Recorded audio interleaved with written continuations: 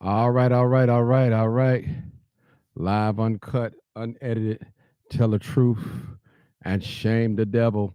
Come on in, come on in, come on in. We're going to have a great discussion, and some see it some way, and we're gonna do a little things a little different today. Just come on in. I'll wait till a lot of you guys get set in. Yeah, so come on in, come on in. Hey, caller, this is Martin G, aka the Crime Chaser, live, uncut, unedited broadcast. Just before you speak, please turn down all your audio. Please turn them off or down, and do not have us on speakerphone so we won't have an echo. And we'll be with you shortly. Thank you so much. All right, we're taking calls now. We're going to do one call at a time. We will not have the panel today. No panel today, people. We shooting for 20 different callers. So I need 20 callers today to call in and tell me what's your opinion of Brandon Johnson being not asked to attend the slain officer that was slain here in the city of Chicago in the line of duty. In the line of duty. So I need you guys to come on in, come on in, come on in. Make sure you tag someone. Make sure you share the video. It's good to be living in the land of the living. I've always said it's a good thing to be living. So guys, come on in, come on in, come on in. I appreciate you guys for tuning in. Tune on in, come on in. This is live, uncut. This is your boy Martin G, aka the Crime Chaser, live, uncut, unedited. This is how we do it, people. And we're going to talk about Mayor Brandon being not asked not to come to the funeral today, the head of a slain officer, 26-year-old um, Latin Latino brother that got shot and killed in the line of duty. And we want to talk about it. Some people have mixed emotions on it. Some people said, hey, he should respect the family wishes and stuff like that. So, I mean, we want to hear we want to hear what you have to say. That's what we're doing today. Yeah. Yeah. Thank you, Lock Goddess. Answer my phone call when I call you. All right. Thank you so much. I appreciate you. That's my Lock Goddess right there. She keep me, she keep me going. She treat my hair. I appreciate her. Check out people. She on Instagram and Facebook too. So check out the Lock Goddess. All right. Miss Pendleton, what's going on, young lady? I see you. I see you. Jill Smith, how you doing? How you doing? You need a grandbaby. How you doing? How you doing? How you doing? How you doing? All right, people. This is live uncut, and I need some honest opinion. I listen. I'm not gonna have you holding on all this time. I need you to say what you have to say. If you need to take 2 minutes, 3 minutes, okay, cool. But when you're done talking, you're gonna hang up, and we're gonna let another person. I need 20 callers. 20 callers. That's what I need today. Let me mark so I want to make 20 calls today to call in today and tell us um, what do they think about Brandon Johnson being not asked to come to a funeral, a police officer funeral that was slain in the line of duty, a Latino brother.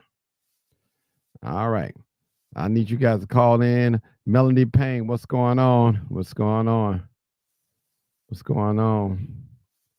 I tell you, come on in, people, come on in. This is live, uncut, unedited. And I'm listen.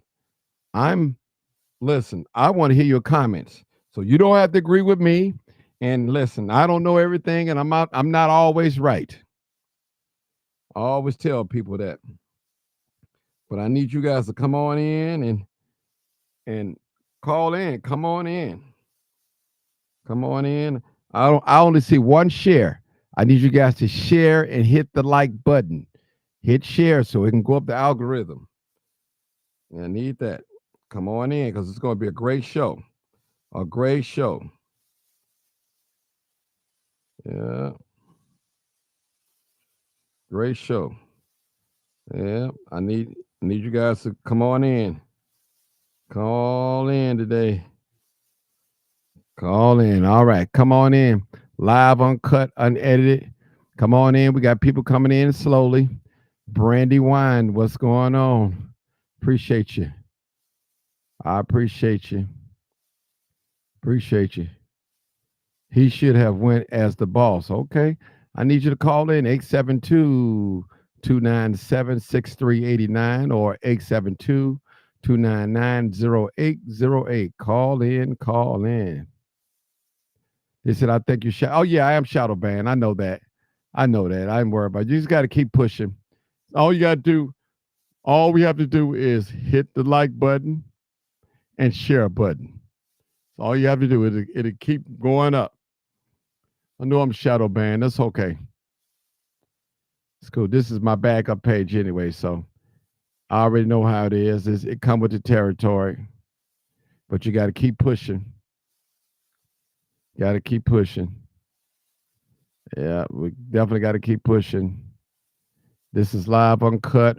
We're taking callers today. 872-299-0808 or 872-297-6389. Yeah. But if you guys share the video, all you got to do is share it. Brandy Wine, all you got to do is share it on your page. Tag someone. Share it. Share it. Share it.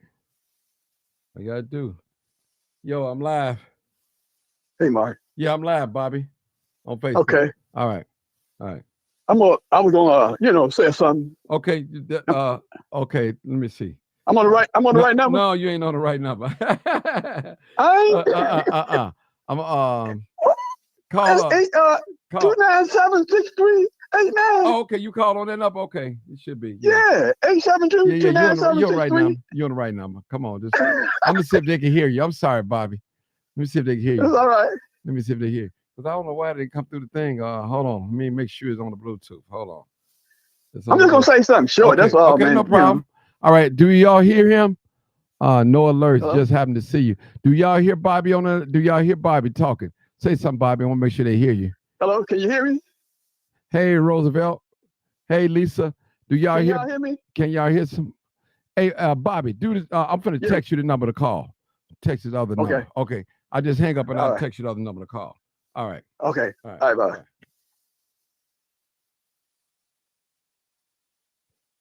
All right, people, come on in. Y'all hear him? I know y'all didn't hear him. Okay. I'll text him another number. He called the right number then. My fault. I messed up. Y'all hear him? Okay.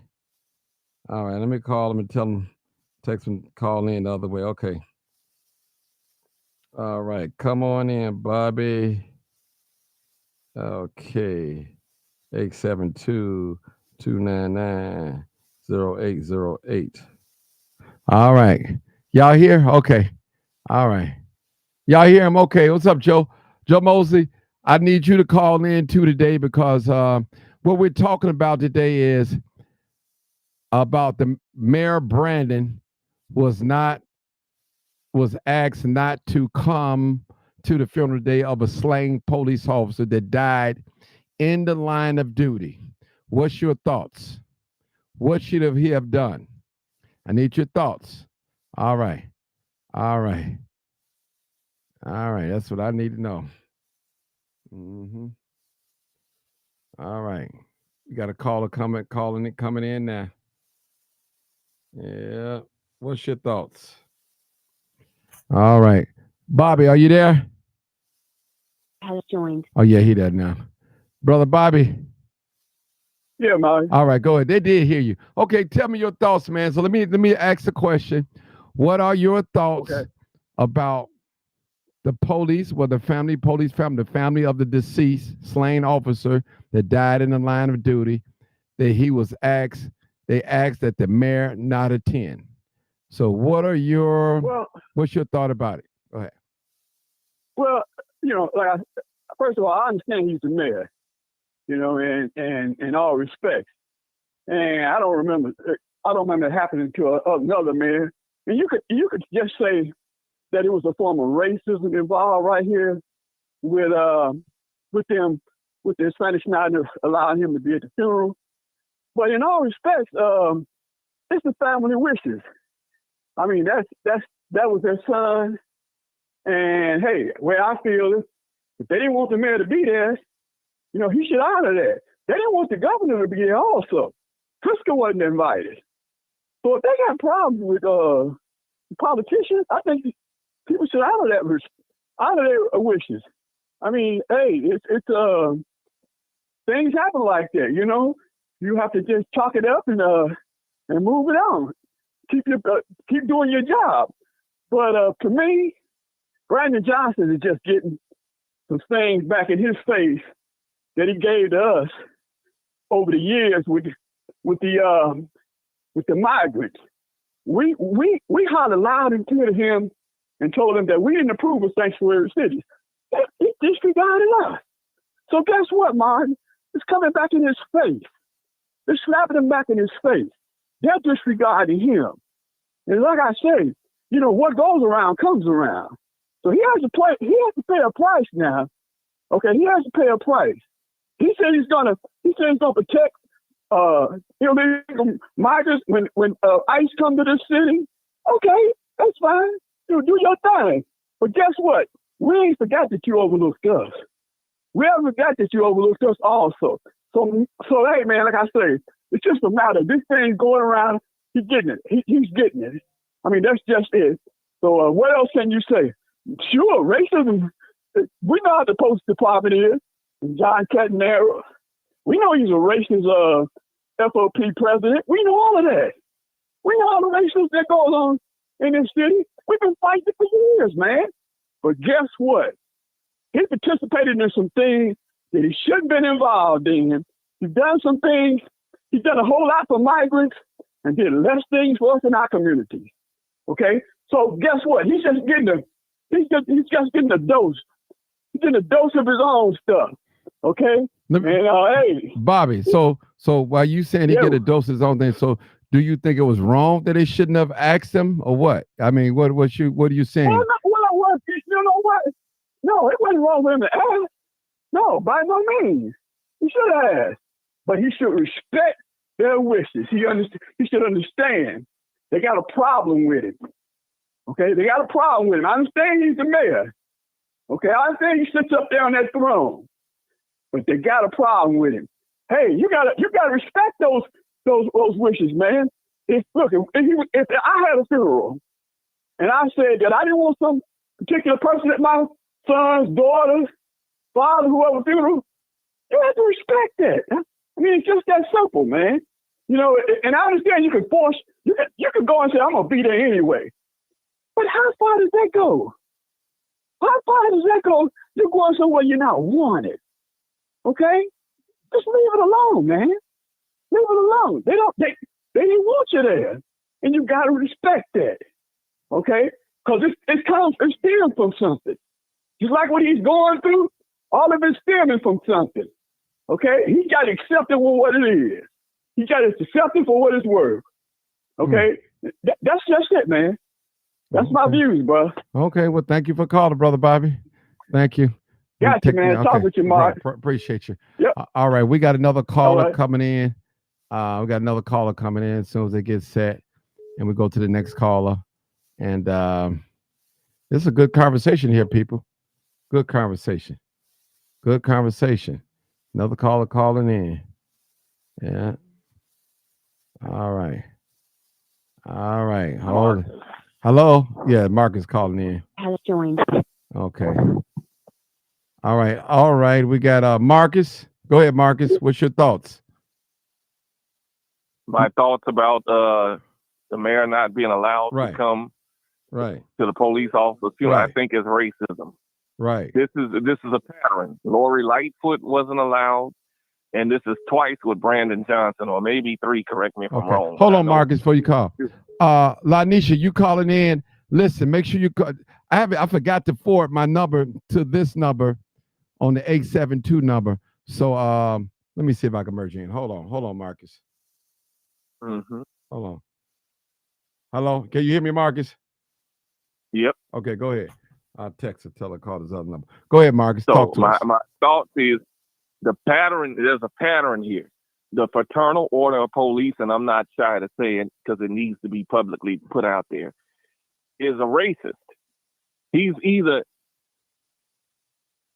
getting these families to say that they don't want this black man here. They don't respect black leadership in this country. Let's keep it real. That's why Trump wants you to think that Obamacare was the worst thing that ever happened to people in this country. But some of the people that's saying that they don't like it is utilizing it. So anything with a black man in leadership shows that white people are losing their power. And so these police officers in these major cities, they don't respect these black mayors because it's racism. And let's call it for what it is. I'm not saying all cops on the force that are white are KKK, but it's a large majority of them. It's a system that's set up. They still hunting slaves. They don't know how to come out of it. They still think that we belong to them and that we're supposed to be beneath them. And so they're not going to answer to this black man. This is beyond just the family being mad with Mayor Brandon Johnson. Mayor Brandon Johnson didn't have nothing to do with that young man shooting that police officer. Maybe they need to quit profiling people and treating black people any kind of way. I'm not justifying his death, but maybe they need to quit treating our people any kind of way. These kids see this treatment and they grow up, and some of them are fearless. They don't care about law enforcement or their families. It's racism, in my opinion. That's blatantly right. What I'm trying to say. Right. Racism. So we shouldn't take it personal, right? You think we shouldn't take it personal because some people just don't like Mayor Brandon. A lot of black people are upset with Brandon due to the migrant situation, and rightfully so. I understand, but they never, in my opinion, I've never recalled in the history of Chicago mayors that they no other mayor but two black mayors, former Mayor Lori Lightfoot and present Mayor Brandon Jones, that they asked, and I don't think that's also Harold Washington. No, I don't. But I never know them not to ask Harold Washington to come to a funeral, a police shooting. But what I'm saying is this: the chief of police and the chief of the fire department resigned when he got in office. That just gives you a picture of how racist law enforcement here in Chicago exists. They gave up their jobs because they didn't like the man. So, right, you're right. He was never not invited to a funeral. Okay. Governor Pritzker wasn't invited also. Okay, right. I mean, but we're not talking about Pritzker is a different character. They don't like Pritzker because he got a black lieutenant governor. Think about that. Okay. Y'all, let me go to the next caller. Come on, Sister Lanisha, come on. I think that I was kind of like a mixed feeling thing, but I kind of agree. It's kind of like I feel like it's a race thing more because the perpetrator is black that killed the police officer. And so I feel like that a mayor being black, that's what it plays a part in. Even I think with Lori Lightfoot, the perpetrator was black. And so they feel like you let it happen. And the truth is this: you can't control what other human beings do. It's not exactly his fault because anyone could have killed the police officer. He could have been white, he could have been Hispanic. But I believe that race does play a big part in that. And I think it's like for him to, for him to be a mayor and everything, he do have some kind of messed up ways of leading things. But at the same time, a funeral is something different. It's something endearing and sincere. And for him to be like the mayor of the city and be told they don't want him there, it's kind of, it is a slap in the face a little bit, even though they lost somebody, because at the end of the day, he's still the mayor. You know what I'm saying? He don't have control of all the citizens and what they do in their city. But I feel like because the perpetrator was black, it felt like you black, you know what they feel. How dare you come here? And so I do feel like a lot of it does have to do with race, in my opinion. In my humble opinion, I know I'm supposed to be neutral, but I believe a race has a part into as well. Because you didn't do it to the former mayors, and you're doing it to the black mayors and things like that. And we all may not agree with Brandon Johnson on a lot of things. Yeah. Hold on, people. Let me take this call. Hold on, people. I'm trying to get this call here. Hold on. Okay. Go ahead, Doc. Go ahead. Joe. We hear you. Are you there? Hello? Hello. Yeah, I hear you. Go ahead. We hear you. Hello. Yeah, I hear you. Go ahead. Oh, okay. Hey, man. Okay. Um, So what's your take on this? all of them all of your speakers have some truth to what they're saying. I will say this though: the Cat Zara does have a problem with us. Let's just call it what it is. Okay. But to the point, the other thing that the other caller raised was, believe it or not, here's the thing: while blacks may not make up but 13 to 50% nationwide, we're over 60% in the city of Chicago. Now, if we look at that and look at how this gentleman was elected, I'm not in favor of what he's been doing either. Mm-hmm. We look at, the fact that he dedicated or he took money that should have gone to, the proper term is now unhoused. Well, let's talk about homeless and let's talk about black folks. Why is it that we always got to step to the rear of the bus when it comes to our term? Now, don't get me wrong. The fact that we took on this mantle of sanctuary city, that's one thing. But that doesn't mean you throw the baby out with the bathwater. So all the social programs that should have been getting these things didn't.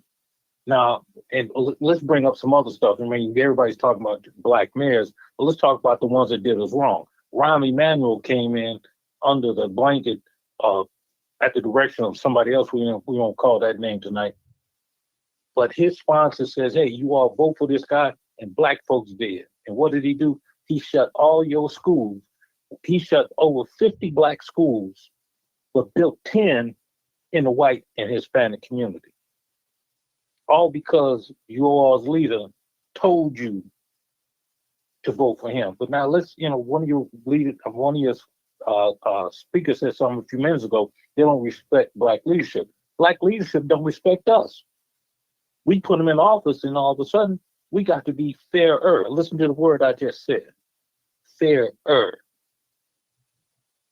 Now, the problem we have in this city, if we don't watch out, the Hispanics, for a large part, don't galvanize with us. I can show you in different wards where they'll tell you, yeah, we like you, we'll hang with you, but we ain't gonna vote for you. We only vote for our own. Look at the 10th ward, look at the 7th ward. See what I'm talking about. Brother Joe, let me say something real Yes. quick. Do you see anything But- wrong with that? I don't see nothing wrong with that if Hispanics think that No. way. Oh, no, wait, hold up. No, I can't say I disagree. Okay. I said what I was trying to allude to is that they have a formula Mm-hmm. for success, and that success is that they stick together. Mm-hmm. That's the point I was trying to make there. Okay. Now, am I mad at them? No, but here's what's interesting. A lot of the Hispanics that I talk to are actually against this whole immigration policy, which is really interesting. Mhm. I mean, it's kind of interesting when you think about it. But as you dig deeper into the minutia, you understand that, again, you see the racism on their part because what you got is the darker skinned Hispanics coming here as opposed to the lighter skin. Can I say So something again, quick? I'm sorry. She said, Can I say something right quick? yeah, go ahead. Even if you look at the police force, a lot of them, because I know a police officer who's been on the force a long time. And when that incident happened, he told me something. He said, you have a lot of Hispanics that's on the police force that's joining, and they see white. Like Hispanics, they try to be like the white guy. He said, that's what they're trying to be. He said, I see it all the time. He said, they trying to be like the white guy. So he said, when it comes to the crime, when it comes towards black men, the Hispanic guys trying to be like the black guys. And he said, unfortunately, these younger black guys, they ain't have it. He said, they're not scared to shoot. He said, that's what the problem is. He said, that officer deserved to lose his life. But he said, those Hispanic officers, they come on like the white boys. They come in at black men just like how the white boys come at them. And he said, the older generation, they're not going to shoot the policemen. But he said, these young boys, they don't care. They don't care about going to jail. They don't care about none of that. That's all I had to say. Okay, go ahead, Doc. I think the question was,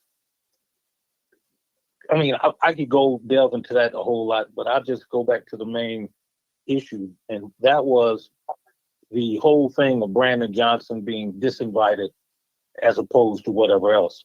Let's be correct. Yes, Catanzaro does have a problem. There's no question. He's a MAGA guy and he makes no bones about it. How he got reelected to that position, well, you figure that out.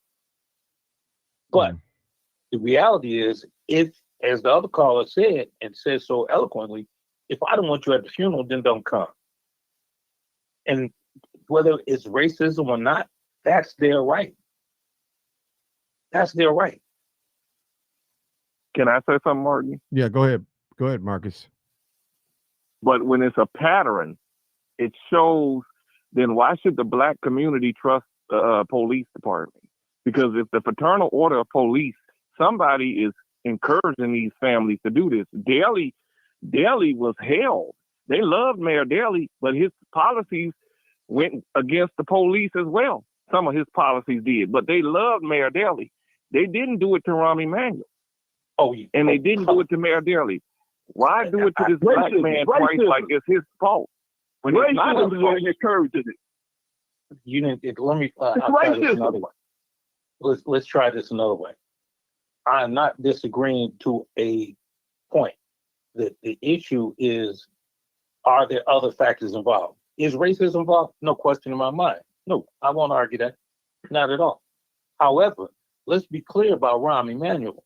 Rahm Emanuel didn't do nothing for us either, but he was brought in here. He was kicked out of the White House, contrary to popular belief.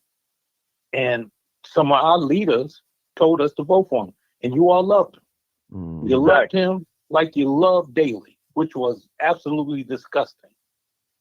But again, here's a guy that, who said and did closed all the public schools in our community and built 10 more, built campuses in other communities. Go down Indianapolis Boulevard, go over there on 55th Street, not 55th, but 51st Street. They built a campus, Olympic pool, but they're going to shut down CVS. Can I also throw this out at you? Because I touched Renaissance 2010, and Rahm Emanuel wasn't in office when I touched Renaissance 2010. That was Daley's plan. Rahm Emanuel was going along with the Daley administration.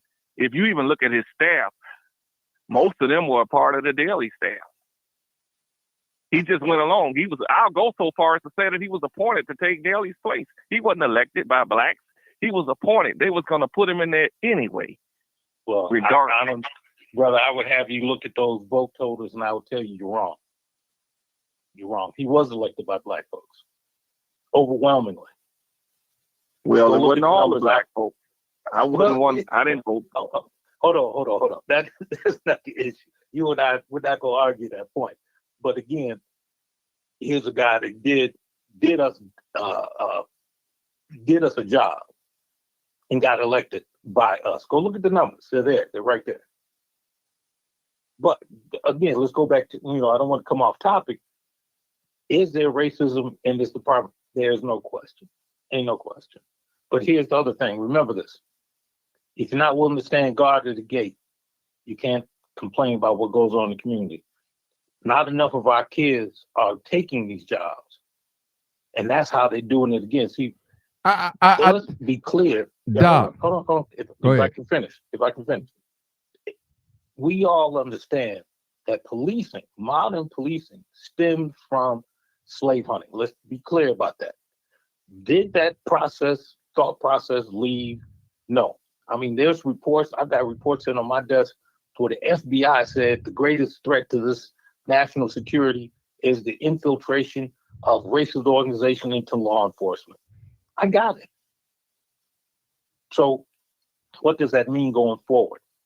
If we look at the rates of retirements, people leaving, look what's happening to who. If I showed you the numbers of promotions for the department, it will terrify you. Because again, just like this, people didn't believe me when I talked about Project 2025 for the last 2 years. Guess what? They just put the author of 2025, he's going up for a Senate confirmation for a cabinet office. And he admitted, even Trump finally admitted, yeah, Steve Bannon had a press conference 3 days ago. He said, yeah, we lied. So what? Yeah, 2025 is the agenda. So you are correct. There is racism. There are a lot of things. Let me we see. keep putting people in there that should do what they're supposed to do for us, and they don't do it. Let me just say this. Let me just say this. Now, when an officer lose his or her life, especially in the line of duty, there's no time for a divide or anything like that. All the officers should come together and mourn this man's death that gave his life, lost his life in the line of duty. He didn't deserve what he got. He might have profiled the people, which I believe they was profiled, but that's another story. But I'll say this. It shouldn't be no arguing and bickering among Chicago police. Whether you Latino, Black, Hispanic, white, it shouldn't be. This is a time of mourning. No, I'm saying this. No. This is when listen, when death comes, it's supposed to bring people together. Even people that don't even like each other. You know what? Let's take this moment and grieve for this officer, because that could have been, I think it's what, about 20,000 officers or 15, something like that. I don't know the number, but it could have been anybody that night. Anybody. Yes. Black, white. So listen, criminals don't see black and white. They just see law enforcement, blue, and they shoot. So they don't discriminate. So I don't want the president of the union, whatever he is, John, to think that it's a race thing far as black men shooting Latino men. No, they shoot white ones and they shoot black ones too as well, because we can prove that. We can prove that. Ariana Preston, she was black as black, and they gunned her down. So we know criminals don't see black and white. If you in blue, that's all they see. You trying to take them to jail, or they keep from going to jail, that's what they do. But now, let's go back to that thing, not enough black people applying for the police.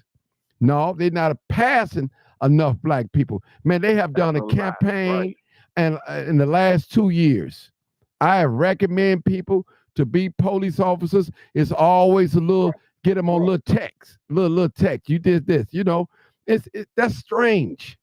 It's real strange. It's politics involved, Mark. It's politics involved in Chicago. It's all about politics, Mark. It's who you know and what. It's who you know and what you know. As far as Chicago is concerned, politicians, the mayor, you got the mayors, you got all those guys involved in that hiring situation. Trust me, I worked for the city for 21 years. Politics is involved, Mark. Trust me, they want to hire. They go from the police department, the fire department, streets and sand. You go down the line. They control the numbers. Yeah, I've seen it happen. I've seen it happen in my department. I worked in the department. They behind family members and friends. They do it all. They've been doing it for years. Daddy believed in patronage. Daddy was a sponsor of patronage hiring. Okay, Daddy was a patriot. Okay, so hey, it is what it is here in Chicago. You're gonna see a lot of that, man. It ain't gonna stop. And we got a new state's attorney. Guess what? Be prepared. You think we in for a long bumpy ride with this new state's attorney? Just get ready. We're in for a bumpy ride. Okay, we're in for a bumpy ride. And we don't see how Brandon Johnson gonna come to our defense in some of these situations. He gets down there, city council, and stands on that platform and don't say a damn thing in our regards. Nothing. And you was wondering why we work like hell. Yeah. To put his ass in there. Yeah. We work like hell. That's true. That is so true. I didn't like how they treated you down there when you had that thing for him. Yeah. So the hell with him. I'm concerned, man. I'm through. Okay. Hell. We got a new caller. Listen, go ahead, Doc. Go ahead, Doc. Here's what interesting thing. The migrants under his administration, along with Pritzker, were given the illegal immigrants. Now check this out. 9,000 a month for, I believe, the first 6 months. 9,000 times 6, 57,000. That's more than a whole bunch of people making. And get this, it's tax-free. Not only that, they get social services. Now, when I look in the neighborhood where I live, but you've been here, you look in the 7th Ward, look in the 6th Ward, 4th Ward, 3rd Ward. Why do we have these people that are homeless veterans? That should never happen. Thank you. So how do these people who, first off, they're coming in here illegally. Now, I got no problem if you do go through the process. I got no problem. I can't argue. But if you come here illegal, how do you get to jump leapfrog in front of those people who deserve and need, and who by law and by statute are supposed to get those services first? That's what I'm saying. And you get all the benefits. You get free housing. That's what I just said. Didn't I just say that? You know, so the problem I have is, you know, someone said earlier, you know, the chickens coming home to roost. Malcolm X was famous for saying that. Chickens coming home to roost. Man, so now you're gonna come back to us. So now you're gonna come back to us and say, and the thing that bothered me about the man, he says this all the time. I'm a black man. Well, hey, my man, we know you're a black man, so stop. You know, we complain about everybody else throwing the race car, but when he throw it, nobody says nothing. Well, wait up, hold up, cat, hold up. You doing what you accusing everybody else of doing. Right. You pimping us too. Look how he did us on ShotSpotter. Yeah, well, that's another story. Let's take another caller. I got 2 more callers. Hold on, guys. Come on, Sarge. Hey, what's going on, man? I'm down here visiting with family. My son-in-law was listening in, and he didn't know where the call was coming from. It said Chicago.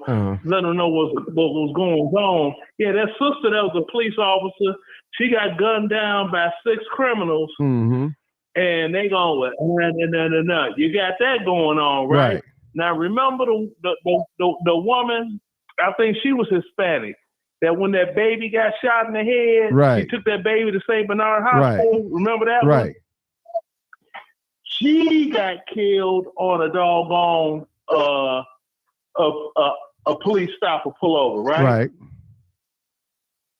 But then you got all them, well, you know, police killing black folk up like that. I'm like, man, they killing more police officers in Chicago than any other city. See, and you can't go race card on everything. No, I said that. I did say that. The criminals. So see, my thing is, they've making it out of race, but the criminals don't see white, black, Hispanic. They just shooting. So it's proven. The numbers prove what I'm saying. But my question is, going back to the real question is, why you think, or do you think it was right for the family or the president union of the police not to ask Brandon Johnson to attend the funeral? I mean, what's your thoughts on that, Sarge? Okay, I answered that question on your Facebook. I seen it. Earlier today. I hit like on it. Go ahead. I said. Now, the thing is this. Now, if it was a military matter, it wouldn't be no problem with none of that. You see what I'm saying? But this is city government. City government, that's civilian world. You see what I'm saying? Right. So the family has all out the right to deny Brandon Johnson from being at the funeral of, you know, their doggone lost loved one, right? And it ain't no secret that the mayor of Chicago, he ain't doing a good job. Exactly. There's no secret. Lori lick him down Lightfoot. Well, she wasn't doing a good job. But hold it. Let me just stop you right there. Regardless if Brandon Johnson is doing a good job or not, he's still the mayor, and he ought to be respected as the mayor. So that's period. He's still the mayor, and he's respected as the mayor. But his mayoral, whatever they call it, position doesn't override the family position. Like I said on your page earlier, once someone joins the military, you are officially government property. Okay, you give up all your constitutional rights and everything to defend the Constitution. Now, even if they bring your body back to the United States, do you notice they don't ever fly the body back to where the soldiers or whoever was in the military died? They don't fly it back to where they came from. They fly it to Dover. One base, Dover Air Force Base. Okay.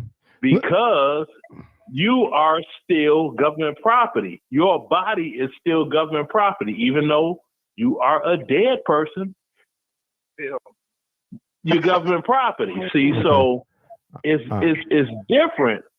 It's different. Okay, Martin, well, hold it. Well, let me just say this. Let me just say this, brother. As I said earlier, the right thing is to do is let them come to the visitation. Say we would like for you not to speak. And I'm like this: if I was a parent and the big mayor of the city wanted to come and support me. And I'll say this, when that Latino officer got shot, I wasn't there, but I was at the hospital. I witnessed Brandon Johnson sitting out there waiting on the media to come. Well, the media was there, or the other officers to come with a statement. He was there. I left at like maybe 2 minutes to 12. And he sat there for at least maybe an hour or so. This is the mayor. Sat there. And he spoke. Now, what about so anytime an officer get killed, they don't want the mayor to say anything. But they are employee of the city, which he's the boss over everybody. So my thing is the same police department said if Mayor Brandon become the mayor, there's going to be a lot of chaos, and they was going to walk off or quit or something. And they still got their job. They never quit. See, people, this is all about, it's political. It's very political. I just had a caller hang up. Caller, call back. It's political. It's racism, all involved. And listen, I'm out of my feelings. And I know Brandon Johnson, and I'm going to say it publicly, didn't do right by black people, especially when it came to these migrants. But he's still a mayor. Like him or love him. We got 2 more years to deal with him. He's still a black man at the same time. Every time a black man make a mistake, do we got to throw him under the bus? You know, I don't know. It's something about us. I think Doc said it. We always got to play fair by everybody else, but with us. We play fair with every other race out here. You said something right there. You said something serious right there, because Joe Biden didn't play nothing fair by black people, and black folk came out and voted for him. Mm-hmm. All right, and that don't make no sense at all. But yeah. That's a whole other. That's a whole other. Let's go to the next caller. Bill, come on. Yeah, with the man of Chicago, if the family don't want him there, that's their prerogative. That is not government. That's city. That's not state nor federal. So they have the right. But see, Sarge, can I ask you a question? Go ahead. Okay, I'm listening. It's been a pattern with 2 mayors. It's been a pattern. It's got to be racism, and somebody's influencing these families to do this, because Daley wasn't a perfect mayor, but black and white people supported. Daley could go wherever he wanted. There were kids getting killed on the street. Did they run Mayor Daley out of Inglewood? No. They shook his hand and took pictures with him. And he was a part of the killing. His policies were a part of the killing. So you have to respect the leadership. And what I'm seeing is a total disrespect of the leadership. And some black people are mad with Brandon Johnson because of the migrants. I'm one of them. But at the same time, I'm going to put my feelings to the side and call this for what this is. It's racism.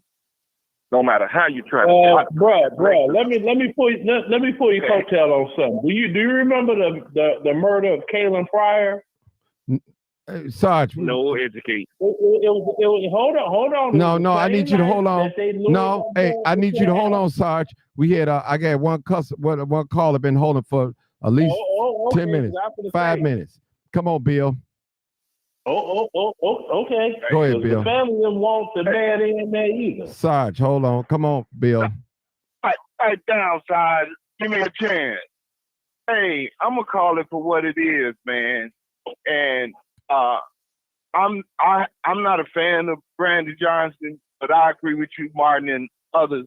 He's still the mayor, you know, and there's a lack of respect. I agree. It's a big chance that John Canizaro, whatever his name is influencing these Hispanic families to uninvite him to these funerals. But then on the other hand, that'll never come out to be fact. But what we do know for certain that they don't want the black mayor repeatedly have chosen for the black mayor not to come to the funeral. That's a fact. Now, these same families, Canizaro can't make the final decision for them. So it's something within them already. And some racism. There's some racism in them as a family to not go along with his program if he's the influence, because they know that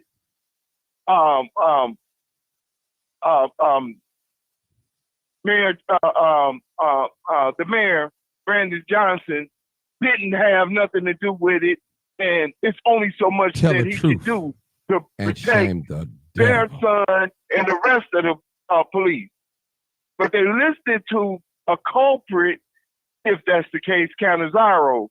But it's still racism, because there's a mother and a father and a wife in these situations.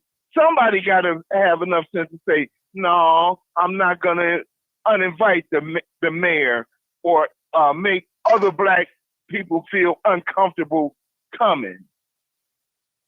And it's something within them, man. And you gotta wonder if you all right with your child being a policeman and working in Inglewood, out west, or wherever. And it's something in you, and it's some racism probably in him if it's in the parents or the wife or whatever, the family. Come on. Come on, that's a lot of something. Hold up. First of all, hold on. Let me finish, boss. You've been talking for a long time. I said there's a good chance. I didn't say it was definitely, but in order for them to accept, we can't just blame it on John Canizaro. These are grown people, and if you take that position, you know damn well that every black person is not a street person, is not a shooter, not a killer. There's a lot of good black people out here. But when you blinded by racism, that's the first thing you're gonna see.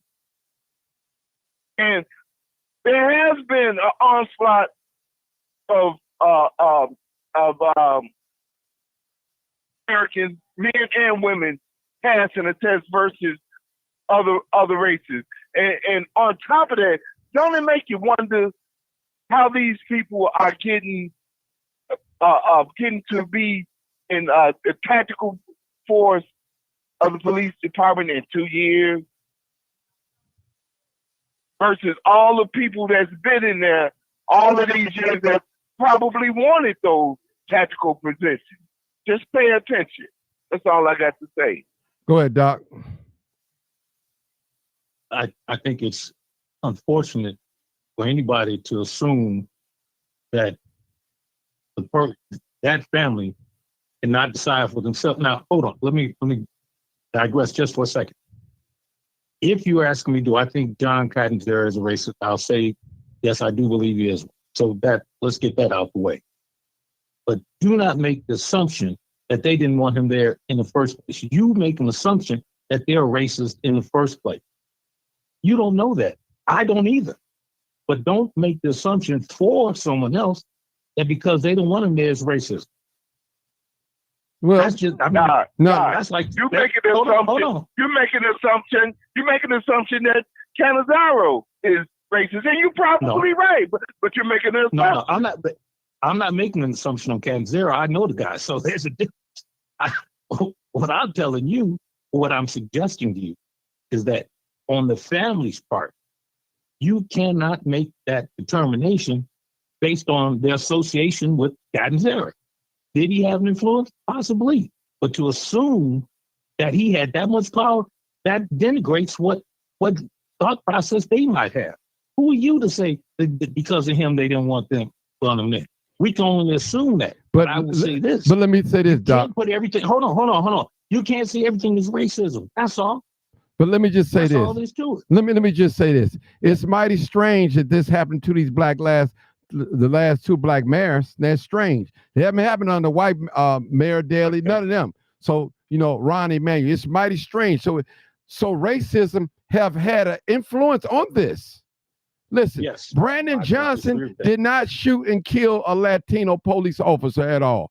A young black African-American male did that. Brandon Johnson didn't have anything to do with that traffic stop. He wasn't there. But he came to the hospital, to the press conference. He was there. So you tell me he was good enough for him to speak at the press conference, but it wasn't good enough for him to come to the funeral. So we know that is motivated by the police, whatever his name is, John, whatever his name is. FOP. Yeah, the FOP. Yeah. President. We know that was motivated by him. Persuading, putting pressure on the family, probably to don't invite the mayor. We don't want him there.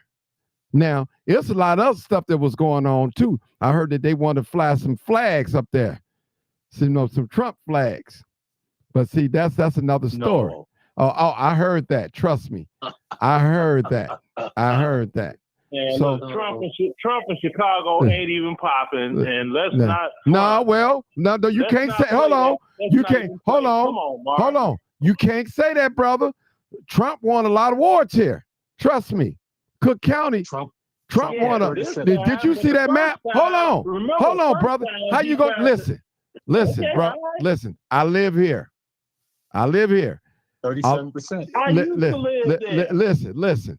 Trump won a lot of. It was a lot of places red in the state of Illinois. He didn't win it, but listen, for them not to really campaign here in Illinois like that, and got that amount of votes, and man, that tells you something. And I'm not a Republican. You know what it tells people? Black folk then finally figured out the Democrats ain't nothing but a bunch of KKK ass racists. Well, pardon my French. Well, listen. The Republicans ain't too far either. They both racist as far as I'm concerned. So we can't. Yeah, but we had a Neo brother. You can't listen.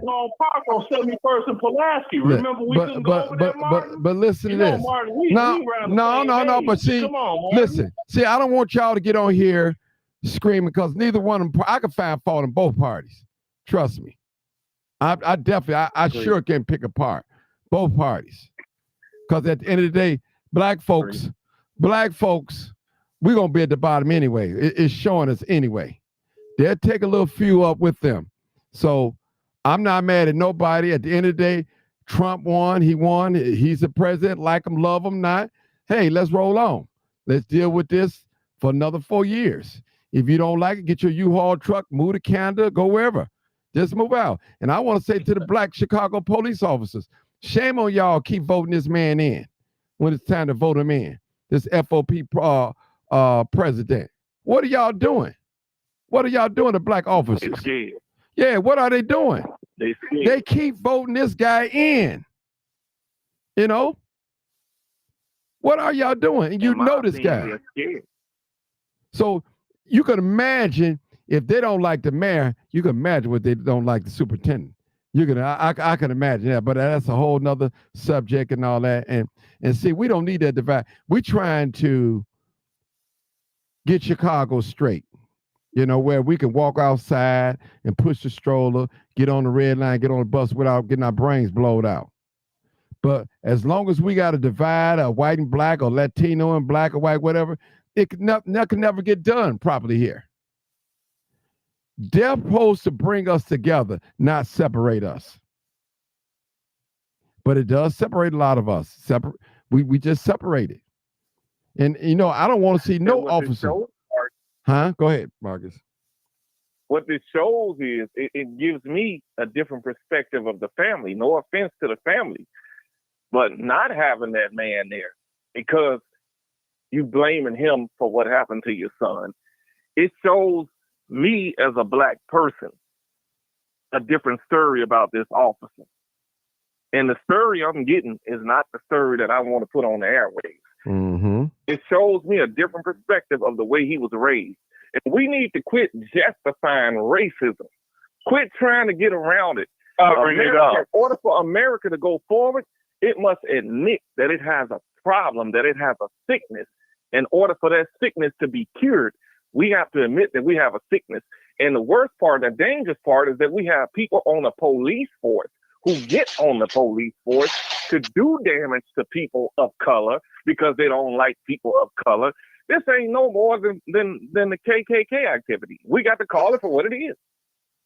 Two mayors, same pattern.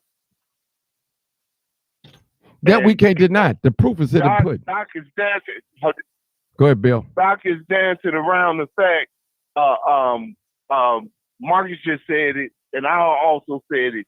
That family plays a part with some racism along with Candace Arrow. It's no way possible that a family that doesn't have any issues, if anybody came within the family, we can't do that. That don't look right. If you go along with it, if you can't speak up, you part of the problem also. I don't care what nobody say. Let us take this new call. They are part of the problem also. Mm-hmm. Okay. Go ahead. Roosevelt. Go ahead, Roosevelt. Hey, what's going on, everybody? I don't know. I mean, I know logically you can't call everything racist or whatever, but I watched that funeral just like I watched, because like anytime a police officer, firefighter gets killed, they're always going to treat them just like the president. They're going to interrupt everything and show their funerals on 2, 5, 7, 9, and 32. They always do it. And so I watched the last few funerals of police officers.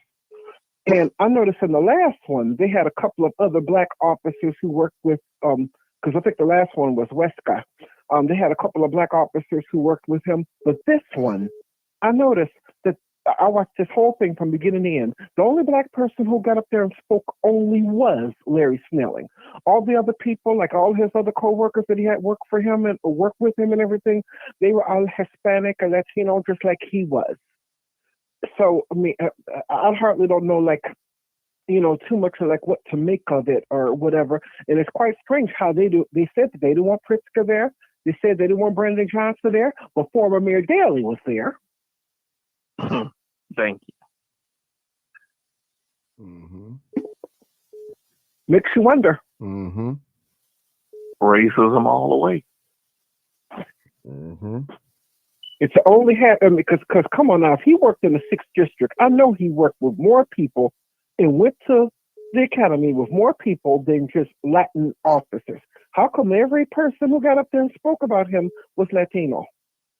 Not one black person spoke about him except for Larry Snelling. And that was only because I believe that he was superintendent. Everybody else was Latino. Mm-hmm.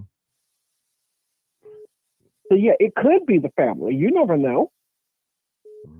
Well, I'm not going to go as far as say the family, but I'll say this. If you're calling in at the 872 number 297, I'm sorry, I didn't forward that number to this number. Use the number 872-299-0808. 872-299-0808. Use that number. You know, that goes to show you our department needs help. Again, the telephone number is 872-299-0808. So, okay, go ahead, Roosevelt. I'm sorry, I had to. Yeah. Yeah, so that's what happened. I mean, and you would think, especially if this family has been in this country for so long, that somebody or a whole lot of people would know English. How come it's sitting there with different Spanish? Complete this international call, please press 9-3 now. Topic. I mean, Mayor Johnson wants to be caking so much for these illegal migrants, but a whole lot of them aren't even doing what, you mean to tell me, not you, but them, want to come to my country, want to, take all of our money, all of our benefits, and maybe take our jobs, and one day take over, because golly, Lord knows they're taking over the southeast side of Chicago, but yet you don't even have the decency and the grace to even learn how to speak my language? Something's wrong.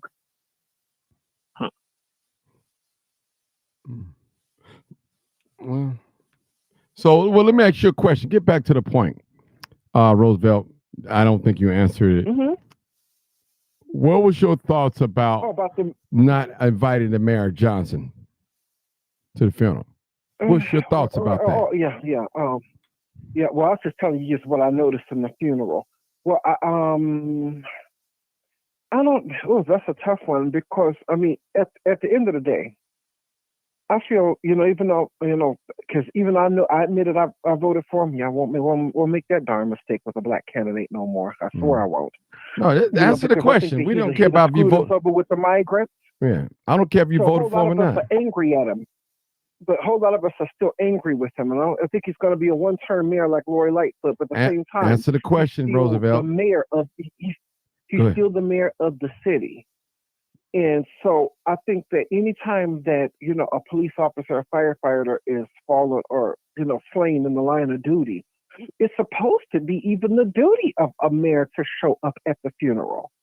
So yet I see it on that side, but yet looking at it from the family side, out of respect for the family, if the family told you not to be there or whatever, they don't want you there, then I guess you also have to respect the wishes of that family. So I'm a little bit torn. I see it a little bit on one side and I see it a little bit on the other side. Now, suppose Brandon Johnson would have made a call out and said any officers that's on duty would not be getting paid if you attend this funeral. And I believe you got the power to do that. I believe you got the power to do that. Yeah, you know what I'm saying? Major problem with the Chicago Police Union. You do not want that smoke. Right. What I'm just saying. Listen. It would have been a problem. Now, you can go to the funeral, but you're not getting paid. If you're on duty that day and you attend the funeral, he probably could have just said, hey, we're not paying you for that. We're not paying for you. So people, my thing is, at the end of the day, respect is respect. A lot of us don't like Donald Trump. Most of us voted for him, but he's the president, whether you like him or not. You have to respect the position. That's all I'm saying. If I come into your house, you're the man or the woman of your house, and I have to respect your rules or get out. Period. And that's the way I see things. Same way if I'm riding your automobile. You may be a smoker. I'm not a smoker. But if you smoke and I can't stand smoke, I got two options. Sit and ride with you or get out and catch me an Uber or whatever. It's period. So what I'm saying is I see racism had a hand in this decision, and I don't like it. Don't like it. And the public is not being fooled. And I know we mad at Brandon. I'm mad at him too. But he's still a mayor, and we still got to respect his position. And he got about 2 more years left to do some more work. And that's real talk. We got Martin, they want us to be mad with black leadership. They want us to be mad with black leadership and air our dirty laundry out in public to show that we're divided. And then what will happen is we will get another Mayor Rich Daley in office. And then what? Because Rich Daley was in office for a while, and black people kept voting for him. White people kept voting for him. Not the poor, not the black people who were living in the trenches, but the elite black people kept endorsing him, giving money to him. And people don't think that this problem wasn't created by Mayor Daley and the previous white mayors that we've had. It was. We can't just hit this black man for every fall or slip and fall he makes. We do have to make him accountable, and we have to catch him when he at places like the Urban League brunch or award ceremony, and call him out if he won't hear us when we go to City Hall. We got to call him out instead of taking photos with him and shaking his hand and say, look, your policies is hurting us. You're not going to get back in office because we put you in office. I mean, but he don't care either way, so it's not going to do no good. I need you guys, hold on. I got a new caller. Come on, area code 973. Come on, caller. Hey, hello, Mr. Johnson. Can you hear me? Yes, loud and clear. Go ahead. Okay, I just want to say I love your show. I always try to watch it while I'm overseas, and you do a great job. Thank you. And I just want to say that as it relates to the police, I live overseas now. Okay. But as it relates to the police, I was left traumatized.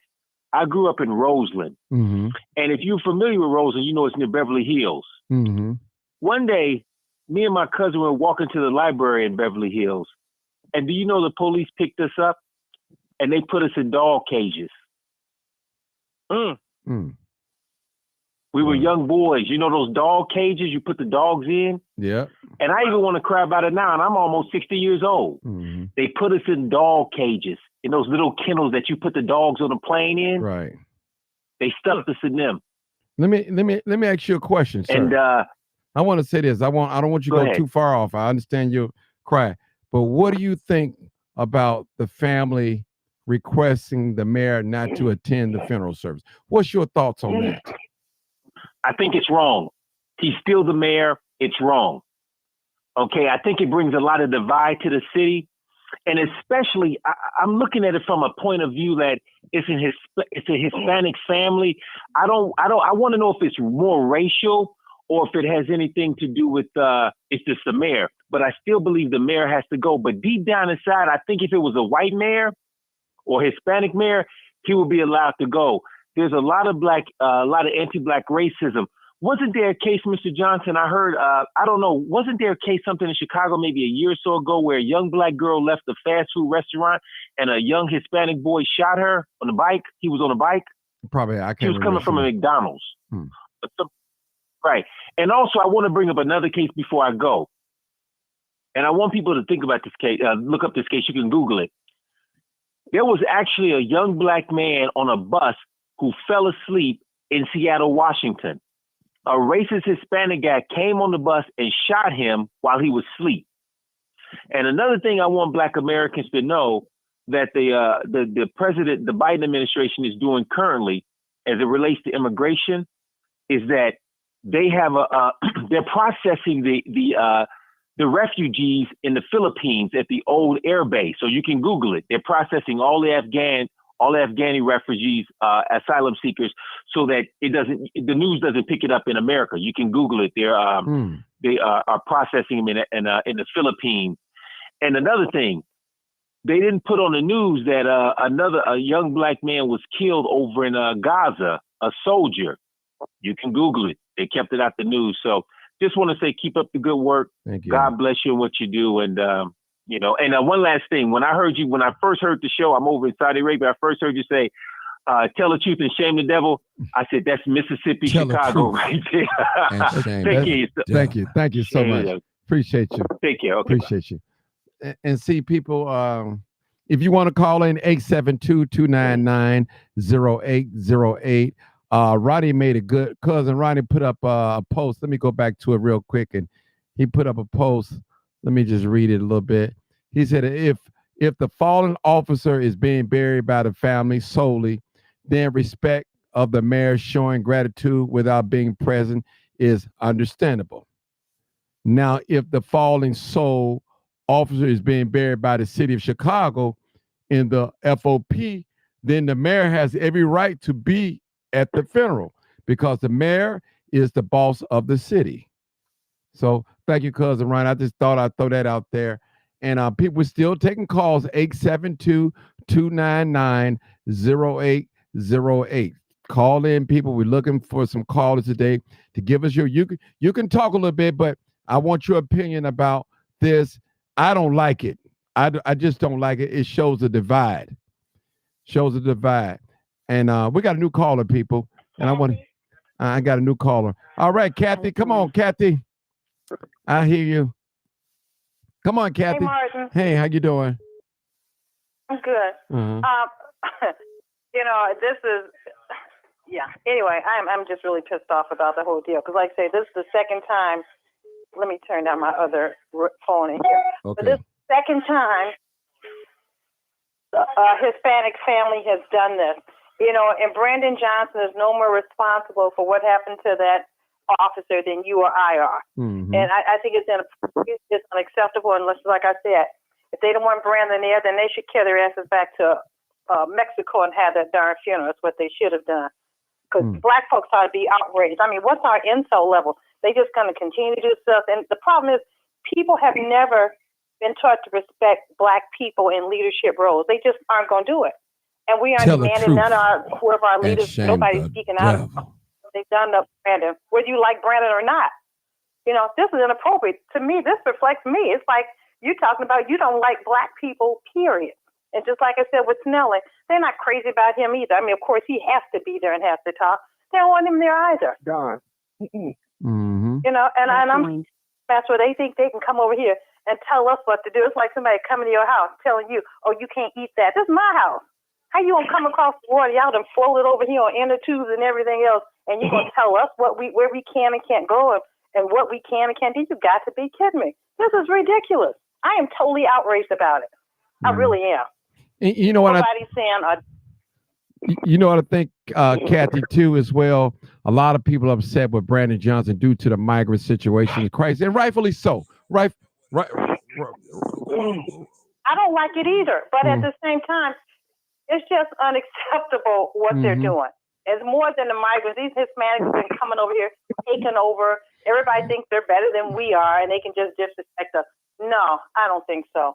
I don't think so. And the thing is, I don't like when these other aldermen are getting on TV talking about Brandon. If you got to get on the phone or send him a text message.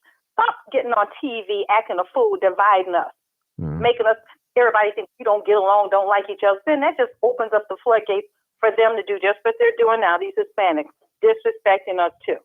And does anybody even know why they don't want him there? Does anybody ask that question? That's a good question. That is a good question. Because we don't even know. Because he didn't shoot that boy. He didn't shoot that Latino officer at all. Didn't have anything to do with it. Nobody ever said why. Yeah, He didn't want him to be shot. So Right. this is like this pure racism, and you better believe that Cancer Zara is behind all of it. And the black newspapers need to have it in their headline. Racism broadly in your face. We got another caller, And people. he's not crazy about those Hispanics. He's just trying to use them to push forth his agenda. Anyway, that's my comment. Actually, he's a Latino anyway. He goes by white, so y'all know that the FOP president. Yeah. I thought he was Italian. No, I think he's Latino. No, I think he's Latino. Italian name. No, I think he's Latino. You Catanero? Yeah, yeah. So Catanero is Italian. Okay. All right. Catanero is Italian. All right. Let's go to the next caller. Well, come on, 1605. Come on, 1605. Hey, good evening, Marty. Good evening, brother, big bro. All right, now you said you just want to know like how did we feel about that, right? Right. You know, it was a disrespectful. You know, they trying to blame the mayor and the governor, saying that it's their policies that got that young man killed. Mm-hmm. That's why they asked for both of them not to be there. But see, we got to realize it's a bigger picture that a lot of us don't see what's going on. You know, when Governor Abbott started flooding these cities, they knew how to get what they wanted. The plan was to get everybody upset like we are. We pissed off at these mayors and governors, you know, dusting these blue states, right? And all their plan came together. And we went on and got mad, you know, they was coming in doing what they was doing, you know, and we didn't see the bigger picture. The bigger picture was that they wanted us to divide like we doing, and then look who slid in there. Get Trump in office. There you go. You know, and it don't matter if it's Biden or Trump. I'm independent. It don't Right. matter who that, because neither one of them ain't gonna do it for us. But the thing of it is, Right. we got to see how they disrespecting that man. Mm. Okay, a lot of people mad at him. They pissed off. I get mad. You know, everybody mad about it. But see, the thing of it is, they don't came over here regardless if they getting food stamps or whatever they doing. They came in and started trying to build little stuff on the corners to start selling. And everybody get a plane. Well, they doing this, they doing that. We could have been doing that. We could have started our own little small business. Has joined. You know. So now we got it. Okay, now we got to get past the little picture, and we just got to stick together, man. You know that FOP president can't keep getting these families to say they don't want that man to come there. You know, because he got a bigger agenda. And you know, think about it. Each time Trump came to town, he invited them. Well, that's recently what they had, 10 police officers that was part of the Oath Keepers. We got to pay attention to the bigger picture of what's going on with the FOP. And then these officers, they need to vote dude out. Mm-hmm. These black officers got to vote, like you said. Mm-hmm. Now, we might not be able to get a black FOP president, but they could find a moderate person better than the bastard that's in there and get him out of there. Mm-hmm. Yeah, that's true. But we cannot, you know, we cannot keep allowing them to disrespect them there.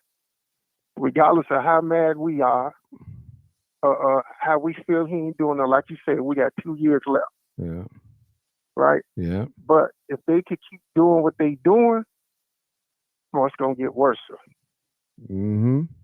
Yeah. Hold on, my brother. Let's take this new caller, 6544. Come on, caller.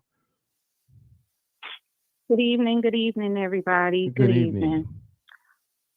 To answer your question, Martin, I feel that pretty much the consensus of the majority of everyone that has called, it was very disrespectful for them to disinvite the leader of the city to that young man's funeral.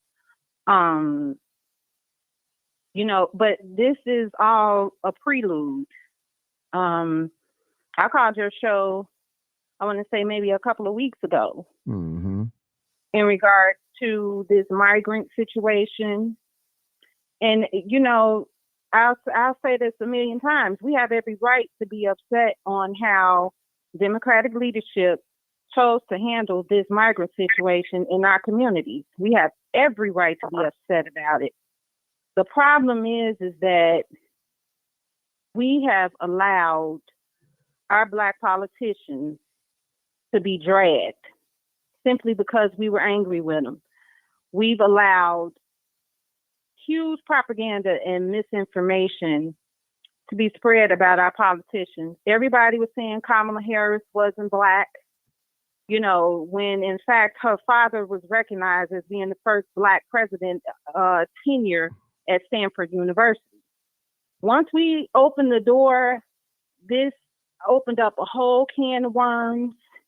We allowed other people to tell us who was Black and who wasn't, and we fell for all kind of, this election really exposed the ugliness in Black America. It did. And so now we have this mayor who we all are pissed off with. We failed to see the big picture behind why these migrants were sent here in the first place. And we all fell for, you know, lies and misinformation, and now we're all about to pay for it. Brandon Johnson should be called out by the Black community, but I agree wholeheartedly with the sister and the gentleman that we should all take a stand. And John Canzera, for the record, is Italian. Canzera is Italian. I can tell you all firsthand, I know a couple of officers who is on record as saying that he had told officers not to respond readily to 911 calls in certain communities.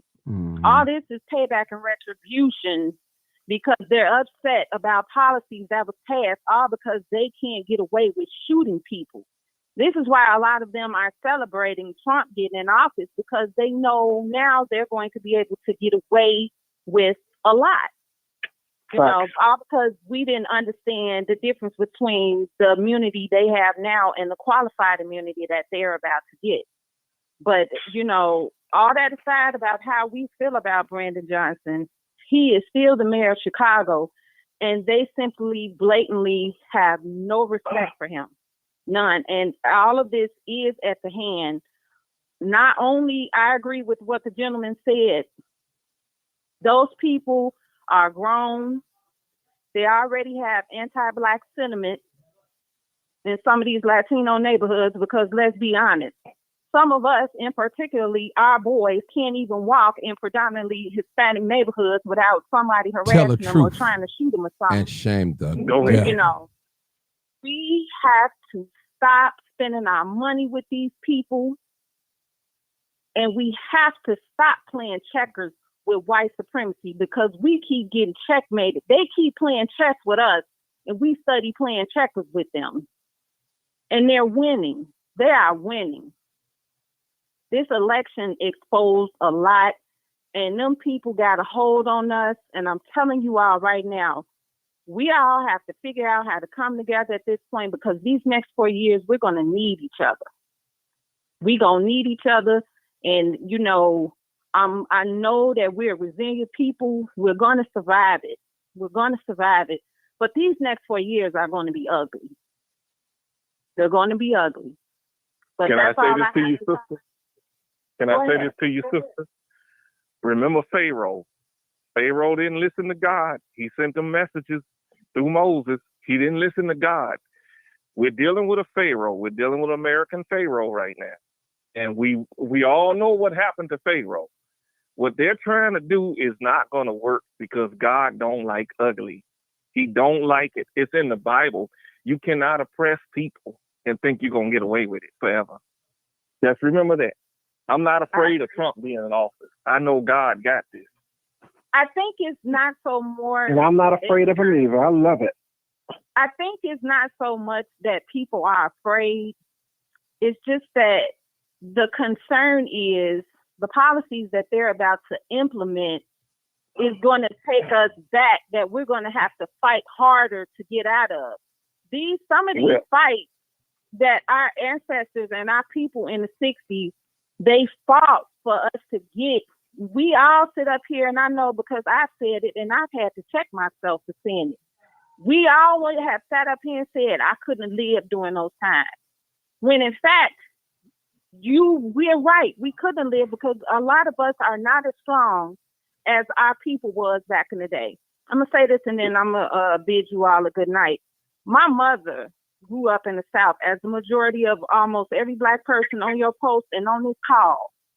And she tells me, she has told me stories about what what they experienced or what their cousins have told them.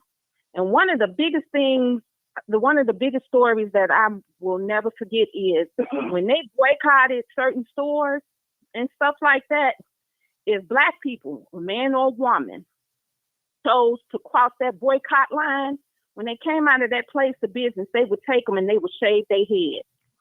Now that might seem cruel to some people, but it was an understandable thing because how dare you do something like that when what we're trying to do is get advancements for our people, and your actions are detrimental to all of us.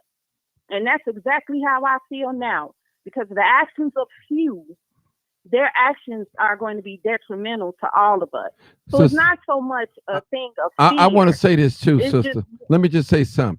Not only blame Black people, you better blame those Black politicians that sit there, have not done nothing, and have sold us out and have written us off.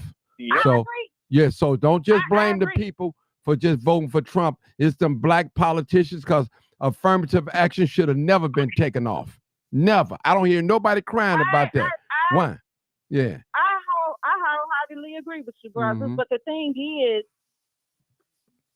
and this is why I said before, voter accountability. after the whatever term that elected official had, and we saw that they weren't doing nothing, why did we keep electing them? It's not so much about Brandon Johnson.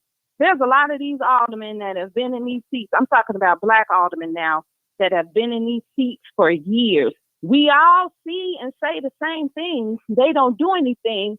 Why do we keep allowing them to get reelected? That's the issue. We don't pay attention to the other candidates on the ballot because the majority of our people vote off name recognition only, and that has been detrimental to us. So then when these same people keep getting reelected, we sit up here like, oh, well, they don't do nothing. Well, of course they don't do nothing. You're going to keep reelecting or not voting at all and allowing the people that they probably doing something for in the neighborhood. You keep allowing those people only their voices to be heard when in fact, you know, you should be wanting your voice to be heard too. The biggest mistake, though, I will say of a lot of these candidates that run against these well-known aldermen is get to know the people and get your name out there before it's time for election, because that's also a part of the problem. Your name don't pop up till a week or two before the election, and then you expect us to know who you are. We don't know who you are. So if you're going to run in these races, don't wait till the year of the election. Come down 2, 3, 4 years. Get to know your people. Get to know your community. Let them know what your intentions are and get the community behind you. And maybe we'll start to see some change in our neighborhoods, because right now, the way we're going, it's not. Well, let me just say this to you, sister. Our condition here in the city of Chicago, we can't blame it on the racist white Republicans. We can only point the finger at ourselves. Those of us as Democrats, I'm a Democrat, I'm a registered Democrat. We have to blame ourselves for this. We can't blame the racist white Republicans, as we call them. We can't blame them for the condition here in the city of Chicago. We have to blame ourselves for this. We dropped the ball. I'm just saying, I'm just in Chicago. I'm speaking on a local level. We have failed the people. Those of us that's in leadership, in politics, we have failed the people. We have a black caucus, probably locally and nationally. They never sat in a room together. We get nothing. All these jobs that's in our community, what do we see? Hispanic, white, maybe one black, maybe one black. There's no excuse. You can't tell me every black person is lazy. You can't tell me every black person is on drugs. You can't tell me every black person don't want to work and want to be on welfare. You can't. I would not allow nobody to say that to me. No Hispanic, no other black person. But see, sir, that's what I'm saying. I'm talking about locally. That's what I'm talking about. But I just want to make sure you put the blame where the blame need to be at. That's all it is on us. But that's what I'm talking. But that's what I'm talking. But I think you misunderstanding what I'm saying. I am talking about locally, and I am talking about us. A lot of these aldermen, these black aldermen that are sitting in these seats, technically and theoretically, if we want to be honest, they should have been voted out when all they asses sat up and saw that Laquan McDonald video and knew what was on that video and voted for that family to heck with that money instead of being honest with their constituents here in the city. They should have been voted out then. Black Democrats. We kept allowing them to get elected. Call them what they are.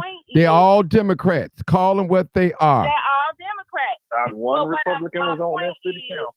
My point is there were other people in some cases who were Republicans who ran against them and people did not vote them in. That's what I'm saying. There were other people that ran against them. Some of them were Republicans, but people did not vote them in. And I think because in most cases, they don't know who these people are.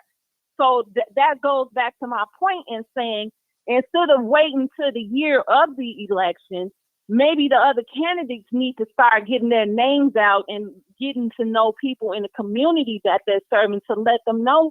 So a lot of them black aldermen can get unseated. That's all I'm saying. Yeah. But because we don't do that, we keep allowing the same people to get in and then get mad when we know they're not going to do nothing, but we keep allowing them. But I tell you this, let me say this. I tell you this, I agree with you, Melanie Payne. Those Hispanic aldermen are down at City Hall advocating for their people.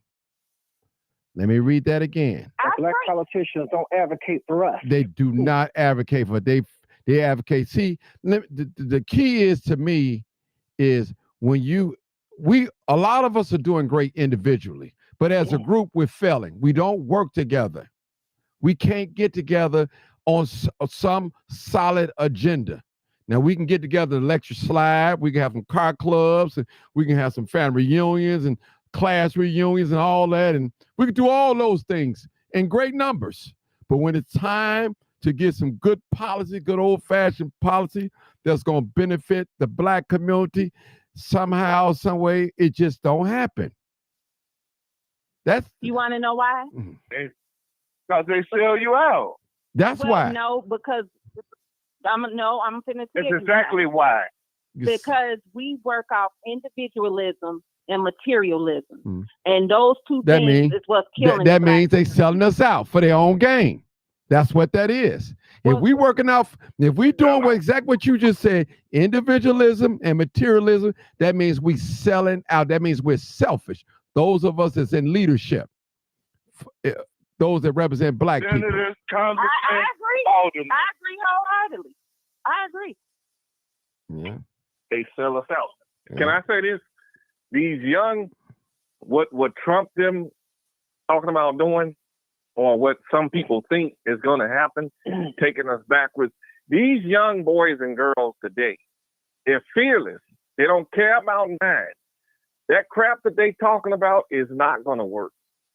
And believe me, I trust and believe in God with all my heart.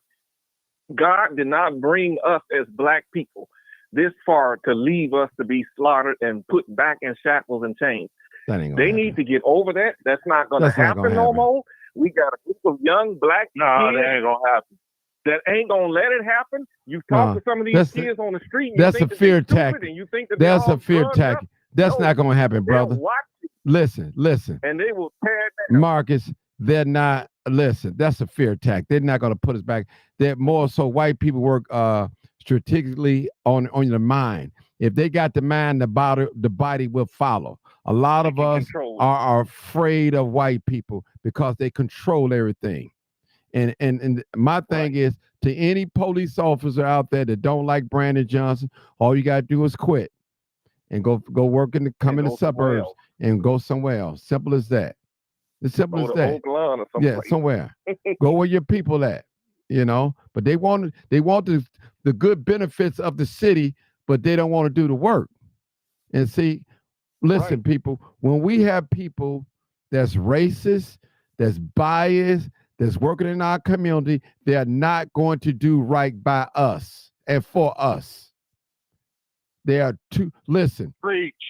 They're just not going to do by us. They're not going to do right. Everybody in their eyes is a criminal. If you Black, you're a criminal. We don't care if you Black with a suit on. We don't care if you Black with a badge. You just got that badge, but I know under that badge you're a criminal. That's their mindset. And some of us, we do leaps and bounds to try to impress them. Be yourself. Be yourself. Be yourself, officers. And y'all know that's wrong. What happened today is dead wrong. You know it. You know it. Some of us, we just mad at Brandon Johnson because of the migrant situation. Now, I understand. Get out of your feelings. Get out of your feelings. We just can't let them tie down every Black man that come before us. They listen, the men that they put in front of, they wasn't perfect either. They didn't have no perfect white mayor at all. Did a lot of things. I'm out of my feelings because when Trump getting office, he's gonna take care of that migrant situation. Right. And I love it. Well, we need more than just a migrant situation. We need some resources in the Black community as well. Now, I appreciate him doing that, but we need some resources too. I don't just want to focus on the migrants too, but we need other things because it's a lot of money being handed out. And I want to make sure that we get our hands on some of that money too. Because we love voting for people. Hey, I like to make a comment, straying away from exactly the subject with Brandon Johnson. This election has been monumental and historical. It has shown the division between us as Black people. We saw Black people are coming to realization that just voting blue ain't the answer to our solution. They've been more of a problem. We see in Chicago, in which we are making leaps and bounds as far as people looking and taking notes of our politics and what's going on here. But the overall, the local elections are way more important than the presidency, as far as the aldermen, the senators, and congressmen, and all of that, and the judges. But what I've seen, man, in this show, you can just about tell who a person voted for in this election from their verbiage. And I myself, for each his own, your vote is your vote, and you have a right to it.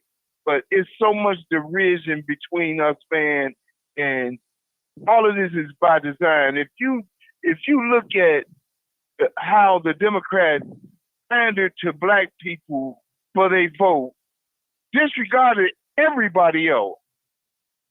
But in the end result, it wasn't the Black folk that got Donald Trump in.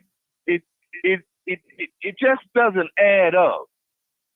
If they were pandering for the Black folk, it doesn't add up, and it just shows the derision in the course that we're about to take, because now it's going to be said, I assume very strongly, that a person don't need the Black folk to win. So now we don't have we won't have no state because of the what the media has portrayed in this election. Mm-hmm. It doesn't add up. It doesn't add up at all. Those people spent billions of dollars for the Black vote, nothing else. But the Black, when Trump won, it wasn't the Black vote that got him in. It was the Hispanic vote that got say. him in. I don't believe that. That's what they say. I don't believe that. I don't either. I don't believe that. So I don't believe it. So if we are right and we don't believe it and it didn't happen, so what's the agenda behind it? To discredit our vote? That's that it. We don't mean discredit. Yeah, that we don't mean anything. That I don't believe. It's so many Black men voted for Trump. But they all, yeah. I don't believe that. And furthermore, they discredited all Americans, but particularly Blacks. America by bringing these migrants in and dumping them in the hood. Mm-hmm. Well, that's because we for change.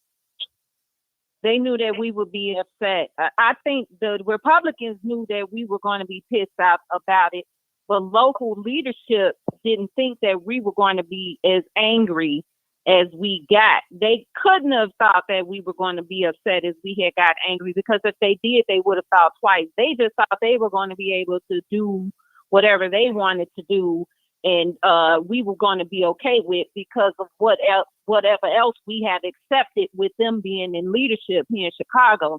As far as the national election, I will say this. Go to one of Joe Rogan's old podcasts, a recent podcast he did like last week. And he clearly mentions on that podcast that Elon Musk had an app. There was an app that he had. And he was on that. They were saying that he was on that app that whole election night. And supposedly he knew that if Trump won the election 4 hours before the race was called. So in conclusion, how did he know that Trump won when during those 4 hours, they were still counting votes? So a year or two from now, all of this is going to come out, because we're dealing with two narcissists. That was easy to figure out, because anytime they let a person that got a lot of felonies and he still ran, was able to run and all that be effective, you know he's still going to let him win. You know, we don't choose the president, no way. It's electoral college that picked the president. And they know if Trump didn't win, that it was going to be a civil war, and America is not ready for a civil war. They knew it. They knew it. The handwriting was on the wall. They knew he was going to win. And I didn't think he was going to win by a landslide, but I believe in my heart that he was going to win. Trust me. I really believe that. I didn't have no doubt of that, but I didn't know he was going to win at the number that the way he won, you know, but I didn't believe that. But they know, that white militia was ready. They weren't going to stand it. Trust me. He made the call. They ready now. Oh yeah, they ready now. They definitely ready. Definitely. Listen, it would have jumped off that night. If he would have lost, trust me, he'd have gave the cue. America be up in smoke right now. Trust me. You have National Guards all over this place. They're ready. They're ready now. Yeah, they're ready. They've been ready. Nazi sympathizers were just spotted in Columbus, Ohio. I seen that. Marching.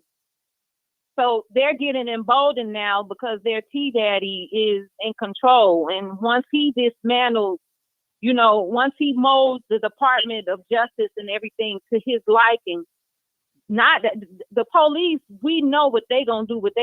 That's been nonstop, no matter who's in the White House. But these particular people are definitely going to try to pull it, because who's going to prosecute them for our civil rights being violated? Because let me just say this, sister, and I tell anybody that's out there ready to kill, just as much as you ready to kill, you better be ready to die. It can go either way, So listen, ain't none of us here to stay forever. We all here for temporarily, and trust me, nobody here on Mother Earth is invincible. Trust me. If the bullet don't get you, the food might get you. If the food don't get you, your body might take your body. You might have a heart attack, you might have a stroke. You just don't never know. So things like that, we've always been in war.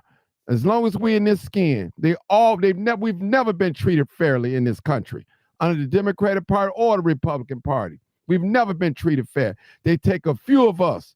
Diversity is for them and not for us, to make them look good, not for us. You see Oprah, you see Obama, you see Michael Jordan, you see this celebrity, this person. You could be just like, but it's so far and few between. Real talk. And I always tell people in this country, we got the same relationship that our ancestors had when they first brought them over here. Same relationship with the white man. Owning nothing, controlling nothing. The only thing different, we just some rich slaves. That's it. But we have no real natural resources. We don't control the air, water, none of those things. Electricity, gas, none that can really help us, or even the land. In reality, our homes that we own, let us miss some real estate property taxes on it and see what happens. They're going to take it. So it's all a game. And black people, we in this bubble like we really equal to them far as in this country we're treating. It's not.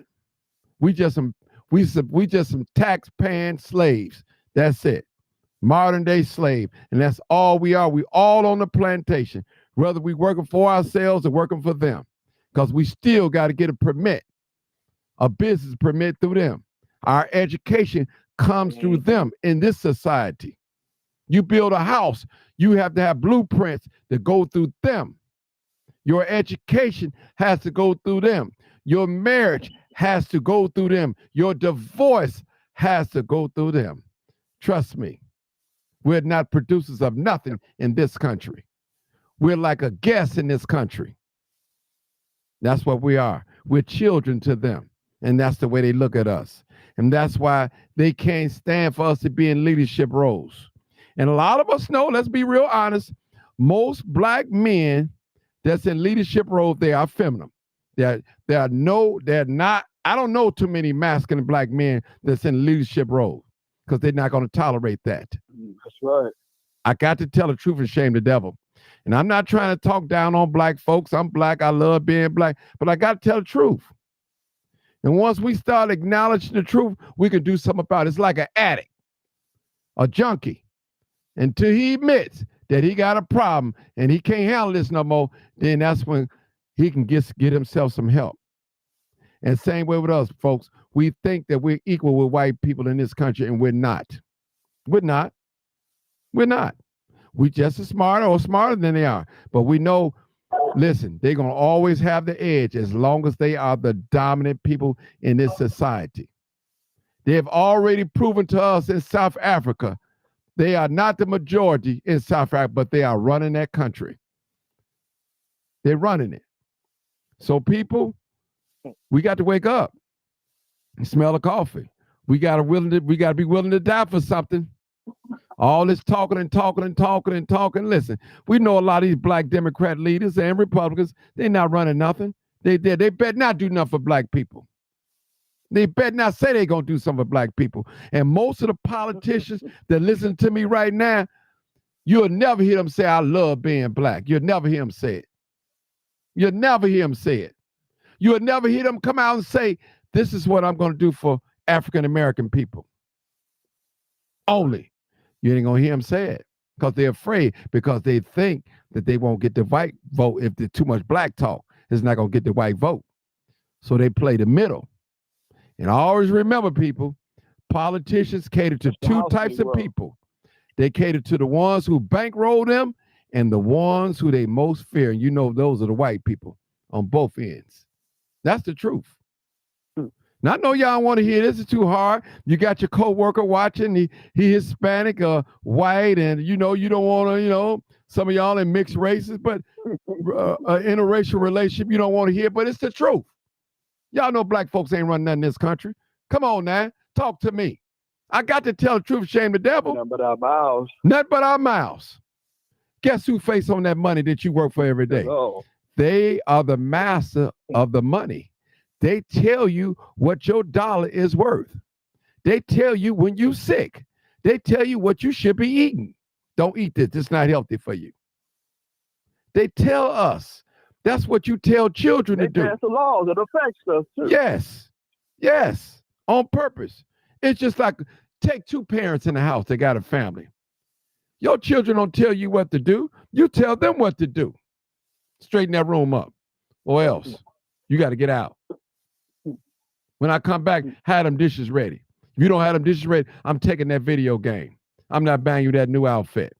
I'm cutting your cell phone off. And that's where we've been treated by white people. They treat us like they're children. We're just entertaining for them. They bored.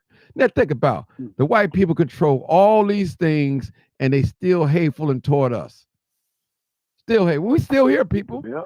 Now I'm not saying that you can't be nothing here in America, but you ain't gonna be running nothing. Not for long.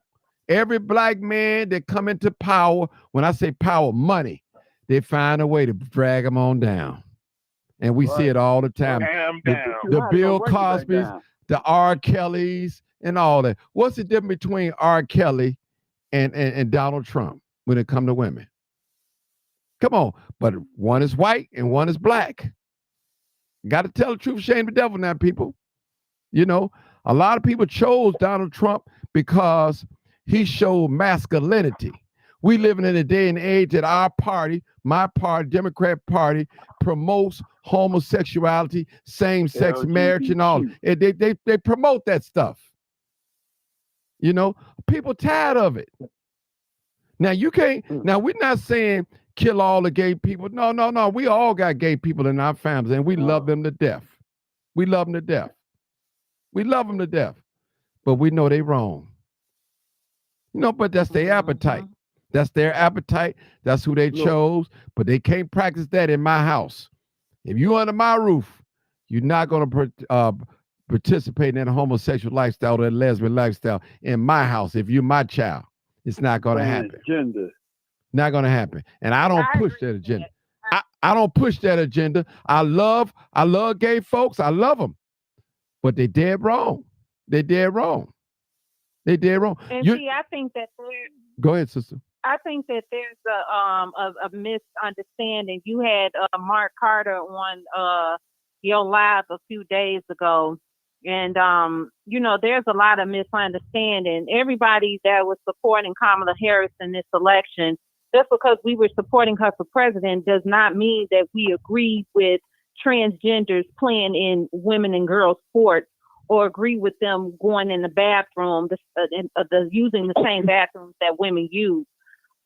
My point is and was, I would rather fight against that than have to fight against, you know, them taking away Department of Education and Title IV funding, which disproportionately is going to affect Black children. That's going to be a one hell of a fight because, you know, we have to deal with them for the next 4 years and possibly beyond those 4 years. I would rather fight against being against transgenders using the same bathroom as me and my daughters use. I would rather fight that fight. That's an easier fight than what we're going to have to fight in the coming years, you know. But I think that was the misunderstanding about that was something that's totally misunderstood. Everybody that's Democrat do not agree with all of those policies. Just like the abortion issue. I saw some fool on your post sit up and say that some bride told him that she had 30 abortions.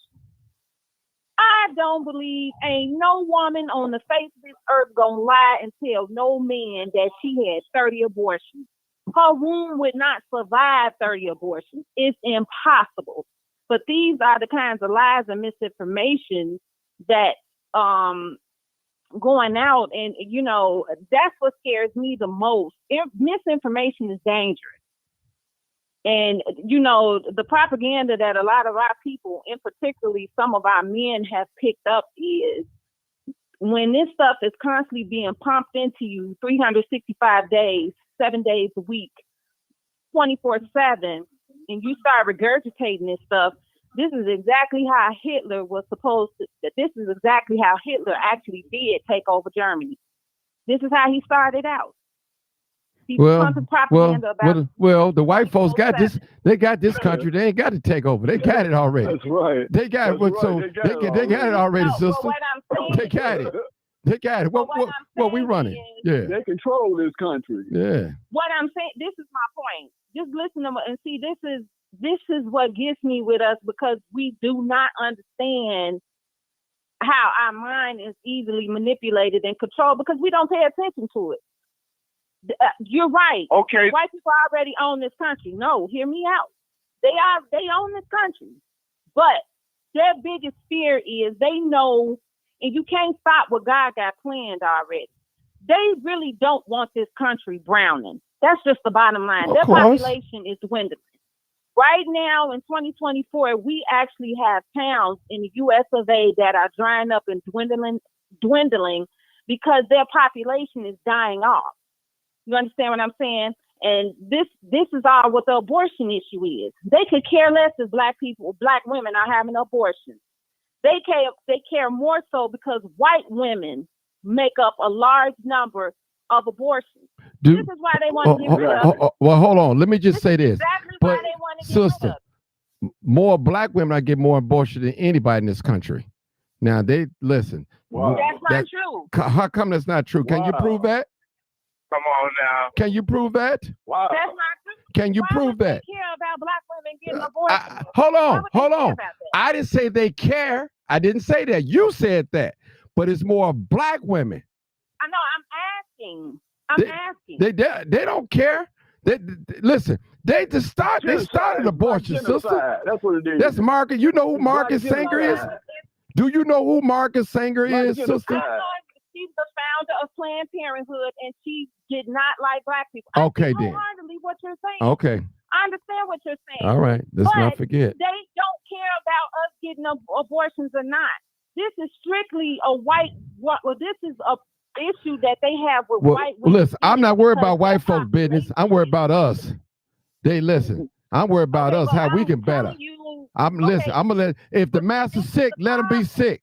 If the house on fire, let it burn. I ain't gonna put it out. I ain't gonna put it out. I'm not saying that to say, okay. I'm not saying that to say that we should care about them. Yeah. I'm just saying that they led us to have sympathy about abortions or whatever, Yeah. and to be against it because it's so holy, unholy. As since when? Well, I ain't gonna say that because that'd be wrong. But Well, let me ask you a question. Well, let me ask you a question. Let me ask you a question. Let me ask you a question. If I shoot and kill you and you pregnant, are they going to charge me with a double murder or a single murder, just one murder? More than likely, depends on how developed the fetus is. If you're in a late time pregnancy. Come on, double murder, sister. Come on, quit playing now. Quit playing. Quit playing. Okay, I'm a woman. Pregnant and pregnant. Children, and I also work for Cook County. Okay. If you're in the second or third trimester, they would try you for double murder. So if I kill a pregnant woman, they're gonna go in and say, "Oh, she was only 2 weeks pregnant, so that doesn't count. He just killed one person." So you think they're gonna say that? And when if attorney prosecute me, you think they're gonna try to see how many weeks she is? First of all, sir, a woman doesn't know that she's pregnant until she's 6 weeks. So there's no way that she can know at 2 weeks that she's pregnant. Okay. So now, I don't know about that. I don't know about that, but well, I do know about that. I don't know about that. A woman has to be a full month before she misses the period. Now I'm a woman. I Okay. can't argue with you about being a man, but I can definitely argue with you about being a woman. I didn't listen. I didn't say if you. I didn't say if it was right or wrong. I just said. I said I don't know about that. That's what I said. So I'm not sure. So I'm not gonna go into the comment, but I know what it is, sir. black There's no women. way that a woman can know that she's pregnant. at Listen, 2 weeks. I know the black women are target for abortions because all the Planned Parenthood abortion clinics are in the black community. That's targeted. That's on purpose. That's on purpose. Who do they target? They're targeting sisters. That's who they're targeting. Yep. And you can't deny that. And educated as you are, you cannot deny that at all. And I know you're an educated woman. I believe that was the premise of the woman who founded Planned Parenthood. But I don't see the Republican Party fighting so hard for black No. women. I ain't listen. Hold on. I ain't talking about Republican. I'm talking about what it is. This ain't got nothing. This is white supremacy. See, you got racists on both sides now. Don't forget that now. I said it. Now, Democrats, one is in the closet and one is out of the closet. They both killing you. Trust me. They don't listen. If the Democrats were so much for black people here in the city of Chicago, look at us now. They got an open drug market right there on Madison. People standing out there holding up drugs in the air. Ain't nobody done nothing about it. Look at Inglewood. Look at Roseland. Look at these communities. These are black people that you and I have voted for. We voted for these people. Well, I have. Yeah, you have. Don't try to bag out. I voted for him too. I voted for him too, sister. I voted for him, so I'm not just accusing you. Vote for Brandon Johnson. Ma'am, how long you been voting? I voted for. How long you been voting? I voted for Paul Patton. Ma'am, how long have you been voting in the city of Chicago? For the last maybe 15 years now, 20 years now. I proved my point. So you voted for some of these clowns too. I have too. And they did our people in, like you said. So the big races, not the local races, because then I was a younger woman then, so I didn't understand. That's no excuse for ignorance, baby. That local policy. No excuse for ignorance. I did. No excuse for ignorance. She must have voted for Paul. She must have voted for Paul Vallis, huh? I voted out of ignorance. Yeah, you but know. I'm saying, as I became older, to understand, okay, they're not the right choice, and I began to educate myself more, I did begin to make more informed choices. So it's all about us being a wise voter and not accepting who they put in front of us. That's the issue. Well, I don't vote straight Democrat down to Texas. No, listen, I don't care how you vote. For me personally, I said it publicly, we should have black people on the Republican side and the Democrat side. Should no one party predict the way black people is going to vote in any election? They shouldn't be able to predict that. Listen. It should. You know, Martin, I told you this. I told you this a few phone calls ago. Black people need to learn how to leverage their vote. We don't leverage our vote. We learning. We I learning. told you this. We learning. Yeah. We learning. We definitely learning. But what people fail to realize in this national election and what Chicago has done, we are the focal point. I've seen on several different podcasts where the nation eye is on Chicago. Chicago was the first major city to proclaim going red. Now, like Martin said, we need representation on both sides. We see what representation on one side has gotten us. And as far as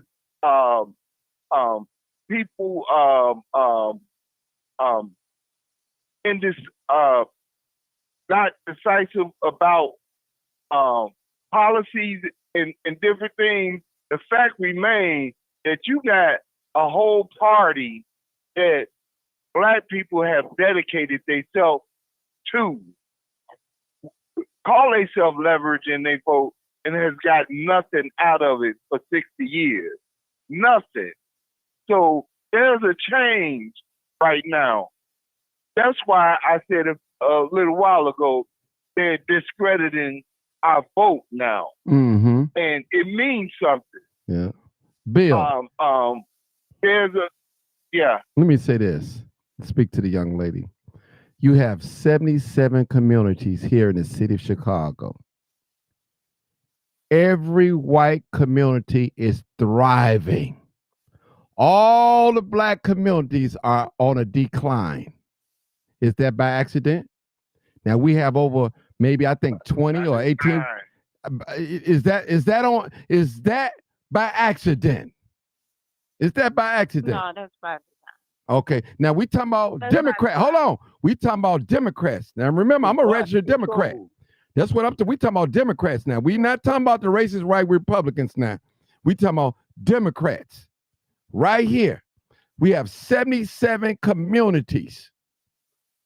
And all the ones that are predominantly white are thriving. And the ones that are Black, predominantly Black, are on a decline. And all the time, Black communities are up on the rise when they being gentrified. That's the only time. I had to tell the truth. And Shane, I know people don't like this type of talk. That's probably why they took my other page. Go ahead, Bill. Tell the truth and shame the devil. So back in what you saying, Martin, why would a Black man at this point would have voted for a strong Black man, not a sassy one, when the policies don't line up and there's crooks on both sides. But why is it that we know firsthand better than most places about the Democrats? Why is the agenda that they got to persuade, fire people, trick them, however you want to not represent their constituents? It's all by design. And I think they all work in cahoots with each other. That Bill, let me say this. Like Martin said, we need representation. Let me tell strong representation on both sides. Let me say this to my friend. Let me say this to you. The golden rule, the golden thing in politics is there's no permanent enemies. Remember that. In politics, that's the golden rule. One of the golden rules. There are no permanent enemies. So you might be an enemy today, but tomorrow we might be friends because we got to get this policy passed. I'm going to pass your policy, and maybe you pass my policy the next time. And that's real talk. Well, the problem is that, and I think that a lot of people get misunderstanding with this Democrat-Republican thing is, if this had been a Mitt Romney or another type of Republican or something, I don't think it would have been as much backlash. The problem with Trump is that his people who were openly telling you what they were going to do. Okay. That's the problem. And then I like that. That ain't no problem. I need to know how the enemy thinking. That ain't no problem. Tell me what you're gonna kill me. Poison me. Tell me. But see, the thing is, why would we walk into the house, a burning house today? And why would I don't trust him to pass listen, why would I be in the bed with somebody for 6 years and have shown me that they have not done nothing for me here in the city? I'm just talking on a local level. Right. I don't know what's going on in the national, but on a local level. That's what I'm saying.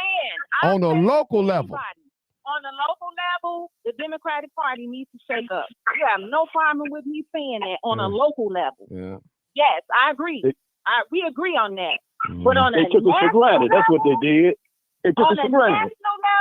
On a national level, dude is not right for this country. He's not. He's not.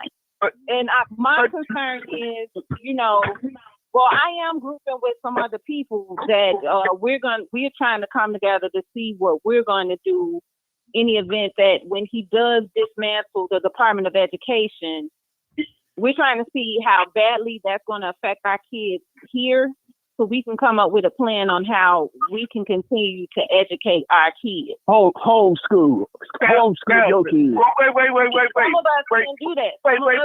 There's a lot of y'all can though. Ma'am. You sitting here saying what you have heard on the major news network. It's not what they have said about this. He said out his own mouth. What are you saying? Okay, whatever's been said, but you just sit back and say pretty much it's okay. You can overlook the Kamala, the Democrat Party, pushing the agenda of homosexuality and promoting it and giving your kids the right to go and have abortions and girls and boys washroom, men and ladies washroom. That doesn't add up. Okay, it doesn't add up. Hold on. You clearly didn't hear what I said earlier. Martin, now correct me if I'm wrong. Did I not mention earlier that there seems to be this misconception that people that are Democrats agree with transgenders using women's bathrooms and playing in girls and women's But sports? you're still going to vote for them. I don't agree with that. But what I clearly But you're still going to vote for them. Fight that fight. I would rather fight them on that than have to fight a bunch of billionaires on what is my right as a taxpayer for my kids to get educated. She did say that, though. I don't know what's so hard to understand about that. See, we don't think about these things. Of course, he's going to, which that's what we want, deport the Venezuelans. That's fine. But what about the other people that's going to take with him? Who's going to pick all this fruit and stuff when he deports all these people? Hold it. Stop that. Y'all stop it. Hold on, stop it. Stop that, sister. Stop it. Hold it, Bill. Hold it. We got a new caller, but let me say this, sister. Yeah, listen, sister. Who was picking the fruit before the Venezuelans came? Thank you. Let's go to the next caller. 331. Okay, hold on, sister. Misunderstanding. No, I know, but come on. You act like we ain't gonna eat no more because the Venezuelans the immigrants get kicked out the country. Stop it, sister. Stop it. That ain't gonna happen. Yeah. That ain't. Come on now. Come on. Hi to everybody on the panel. Ma'am, I got another caller. I'm gonna let you talk again. Let the new caller. Come on, 331. Come on, 331. I'm gonna be off real fast. Go ahead, talk. Go ahead. Correct on that. Most women do know when they are pregnant, and they know way before 6 weeks. Okay, if you know your body, you know when you're pregnant. I got 4 babies. Okay, it don't take 6 weeks unless you just don't know who you are.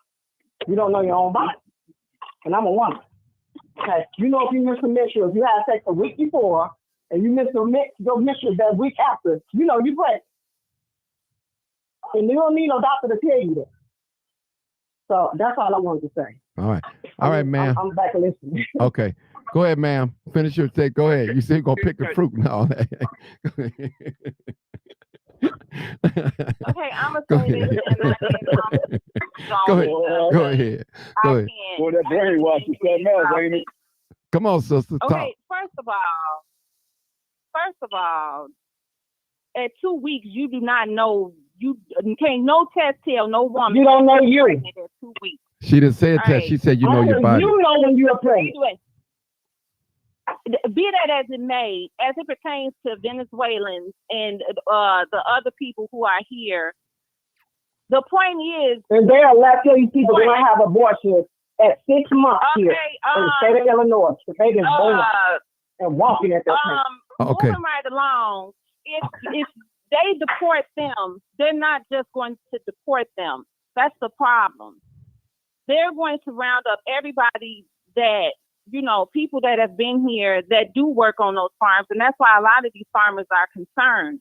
Because once they round all these people up, so why they didn't send them to California? Why they didn't send them to California instead of Sister, I got a farmer on here right now. I got a farmer on this live right now. I got a farmer right here on it. They always pay. They have people come over here on a green card or whatever you call it and come and work. They have strictly people. They have strict rules for those that come over here work and pick the fruit. Trust me, the fruit is going to be picked with them, without them, or with them being here. It's going to be picked. And listen, and matter of fact, I got some fruit down here I'm going to eat. I know they probably picked it. But go ahead, my sister. Yeah. So so you say if this country they ain't picking no fruit in Inglewood. They ain't picking no fruit in Inglewood. They ain't picking no fruit in Lawndale. And you speaking on talking points. When I saw the Walmart today, they weren't picking no fruit. Actually, a few of my coworkers are Hispanic, and those who know what's going on and kind of close to the issue, you know what I'm saying? We talk to them, so they've been informing us on a lot of things. That's how we were informed that somebody went to these countries. The borders have always been open, whether it's been a Democratic president or a Republican president. The borders have always been so open. What are you trying to The say? problem is, Hold on. Hold it. What you trying to say? The border's always been open. So you say the borders is wide open. What I'm saying, hold on. What I'm saying is the influx that we've seen. We've never seen this many people rush the border as much as we've seen in the last few years. That's the issue. So according to what we were told, somebody went down there and told them people and made them all kind of promises that they were going to get this, The Democratic Party. and that's why a lot of them. The Democratic Party, dude. You know who The told them. Democratic Party. You know who told them. And they got it. And they got it all. They got it. They got everything that they Joe want. Biden them did that. You know who told them, sister. Be honest now. You know who told them. So it wasn't the Republicans that told them to come over here. So you saying it was the Republicans or the Democrats? Well, some of them, to enlighten you, sir, some of them is already working for some of them Republicans in their business. That's not what they tell, but they not telling y'all that. No, but we talking. Listen. They not telling y'all that. Yeah. Man, you got my phone blowing up, sister. I like you, sister, but you use a lot of scare tactics. You know, I like you. Yeah, you use a lot of scare tactics. Those scare tactics. If anybody should know their people, it should be Hispanics, right? Yeah. They should know their people, right? Right. So why would these people? So why would they tell you the truth about them? Why would they lie about something like that? There's a lot of Mexicans don't want Venezuelans over here. Do you know that? There's a lot of Mexicans disapprove of those Venezuelans being over here, taking their business. Do you know that? Well, all the Mexicans go. All the Mexicans they hire Venezuelans now. Trust me. No, well, they'll tell you right themselves. there's a lot. If I'm hearing you correctly, you're right about that. There are a lot of Mexicans who do not like them. They don't like them because they came over here illegally and did illegally. That's go right. through the vetting process like they ancestors had to do, and they got here and gave them things. Okay. Hey, y'all, we have a new caller. I'm sorry. 9433. Come on, call a new caller. 9433.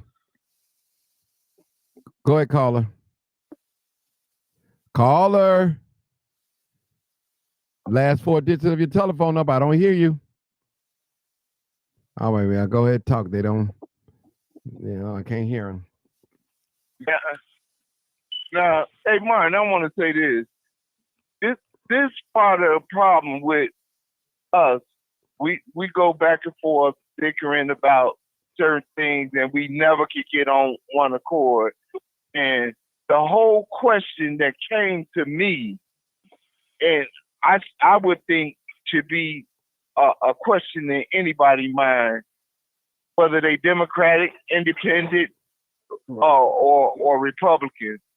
Why is it we see what the agenda is on one half? We suspecting something nefarious about Donald Trump being Hitler and taking over, all of these scare tactics that they putting out in the media. But the whole thing of it is, the whole thing in a nutshell is, it shouldn't matter who's in office if everybody's whole agenda is for the American people. There shouldn't be no discord in the changing of the flag if everybody is for America. Bill, can Republican or go ahead, Mark. In the eyes of a racist Republican, who are American? Are we a part of that agenda as Black people? Who are American? No. That's all I'm asking. You know the answer. You know the answer, Marcus. And we have not been part of nobody's agenda. They didn't gave us a few kibbles and bits here.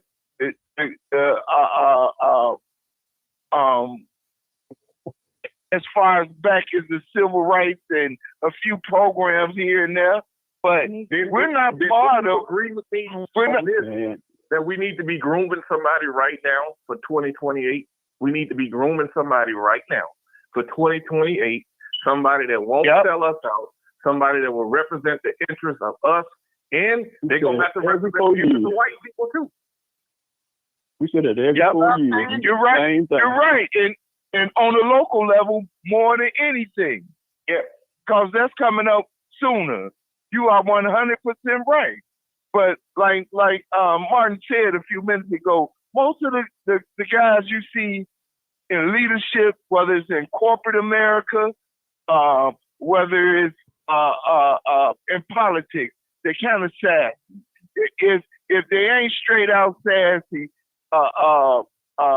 they Ivy League khaki wearing. You don't see the brother that that's talking loud and saying something, that's got his boots strapped up with a backbone and talking this tall. You don't see him because he can't be controlled. He ain't finna stand for that noose to be around his neck. And that's what our kids are right now. Yeah. Let me say this, Bill. Let me say this to the young lady again. The lady, she knows who she is. Most of the immigrants, they got good jobs. They got good jobs. They're on construction sites. They're making big money.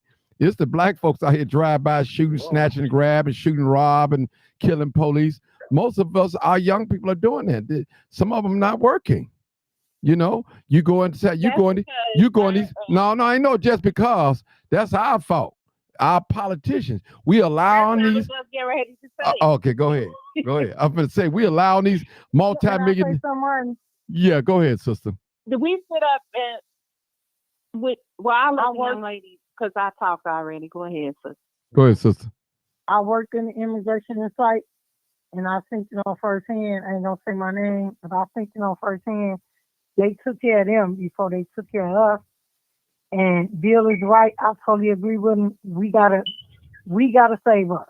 We keep talking about it. It's time to do something about it. We gotta do something. Mm-hmm. We have to do something. I think firsthand. They gave them Section 8.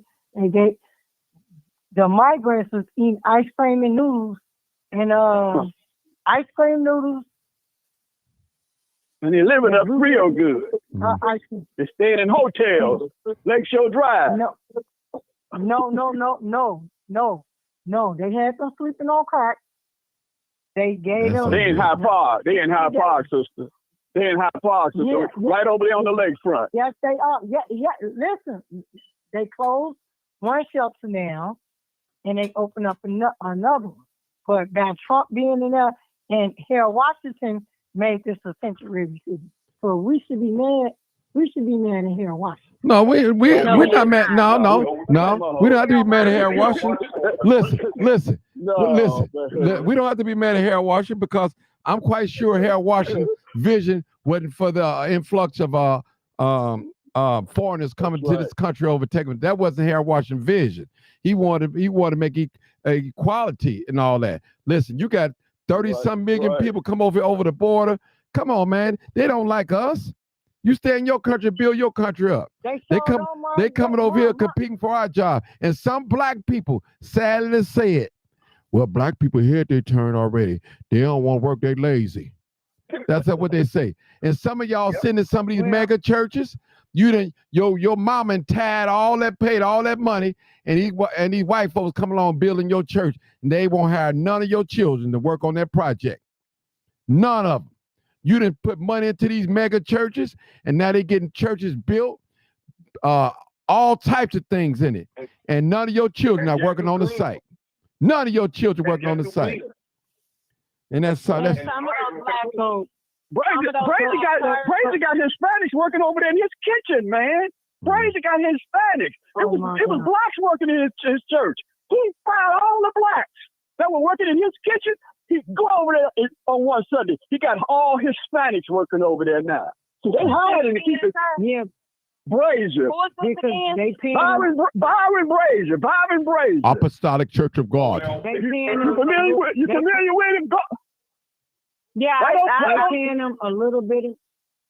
But paying them a little bit of money. But let me say this, sister. I was on first hand. Okay, let me say this. Every immigrant that you see working, that don't mean they getting peanuts. So y'all get that out of your mind, please. Get that out of your mind. Trust me. I was at the flea market the other day, Brother Bobby. Hold on, sister. Hold it, sister. Hold it. This Hispanic man, he couldn't even talk English. That man had a knot this thick full of hundreds. I thought he was joking. He opened his wallet, let me see. I said, look at here. Look at here. I mean, hundreds. They had to be at least about 10,000. I know money when I see it. Trust me. I said, yeah. Yeah, making cash money. Yeah, all $100 bills, brand new. Walking around with that type of money. So what I'm saying is, black people, it's a slap in our face. They told us they didn't have no money for reparations to give us. They didn't have no money. We always got to wait. When one of our black people get in, first thing we say, he got to wait. Let's give him a chance to do something. We waited 8 years for Obama to do something for us. The best thing that we got out of Obama. Sleeping over there homeless. Over by the expressway. You went over there and saw that. He never ran on specifically doing something for black people. We just thought he was going to do something for black people because he was black, but he never ran on that.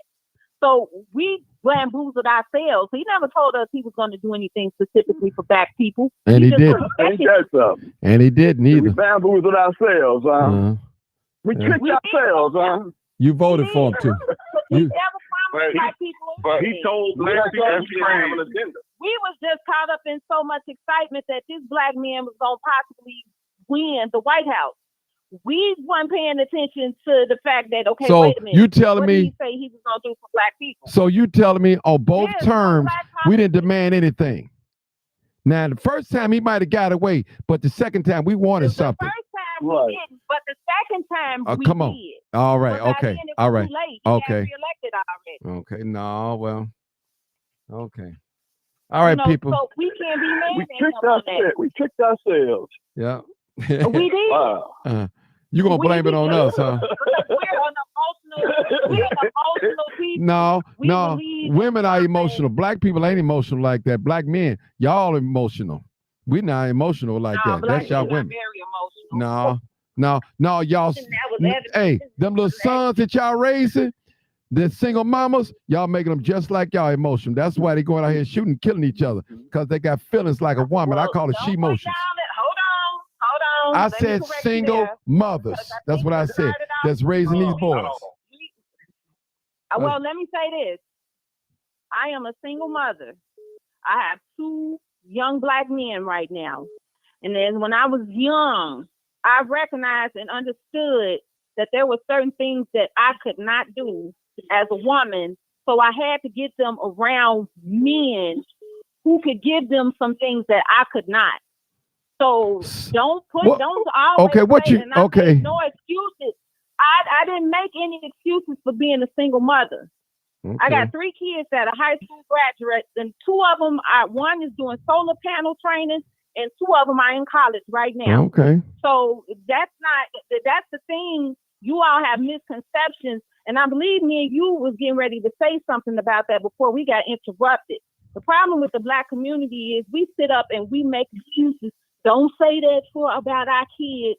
We have a culture that's so influential to the point that we make excuses for the culture. We make excuses for it. When somebody say something about the music that we intake and listen to, well, it's not the record company, that it's the parents.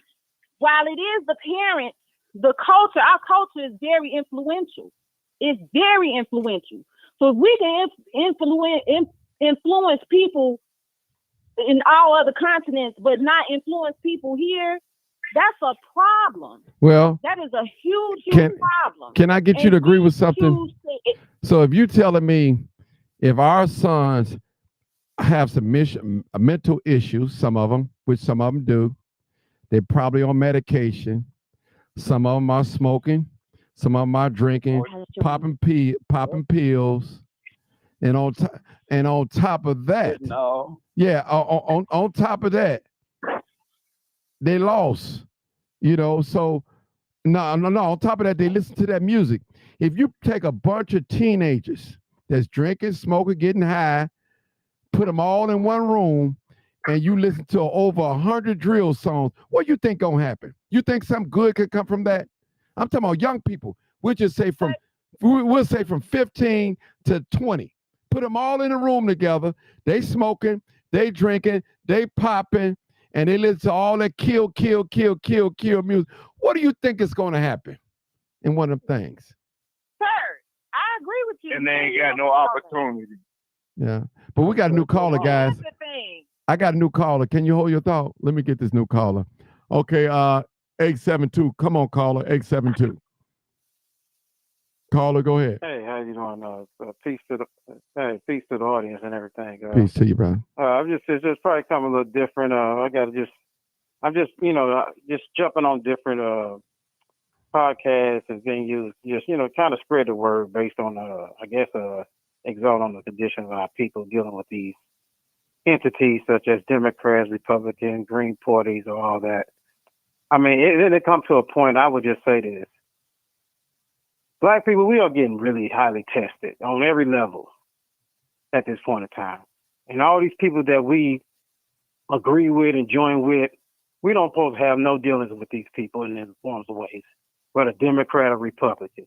We constantly take up for these people who set politics up to kill people, to gentrify, to destroy neighborhoods, to poison us, to make fake food, to tell us what to do with our bodies, to make us take shots. I'm talking about pure 100% evil. They doing things that the Bible not even speaking of, or any of these religious books. And we sit here and being passive about this, and we agree with it and vote. Vote means wish. And we actually agreeing with these folks. And we have blood on our hands because of this. This is a form of grand accessory. This is what we're doing. We're agreeing with people that we know. We say it with our own voices. Hey, this is 2 evils. We vote for the lesser 2 evils. And we say we are religious, we are Christians, we're Muslims, we this and that. And we say stuff like this. Jesus wouldn't vote for us none evil.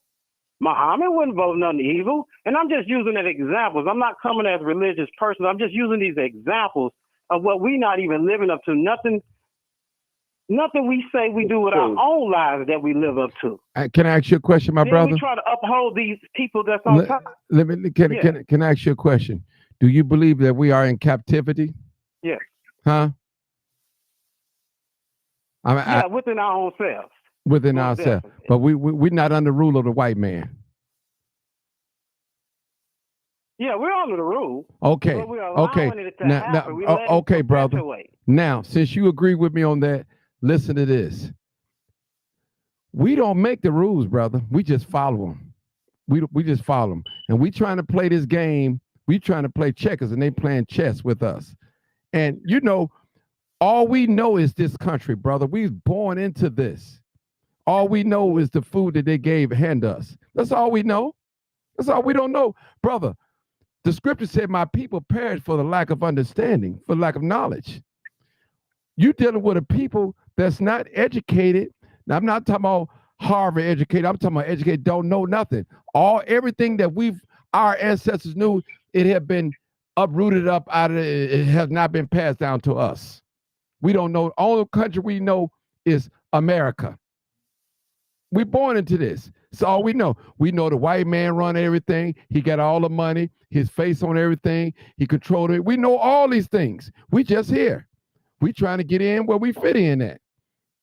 We don't have a mindset. We don't have no ships. We don't have no planes that hit the sky and rockets and nuclear war. We don't have none of those things.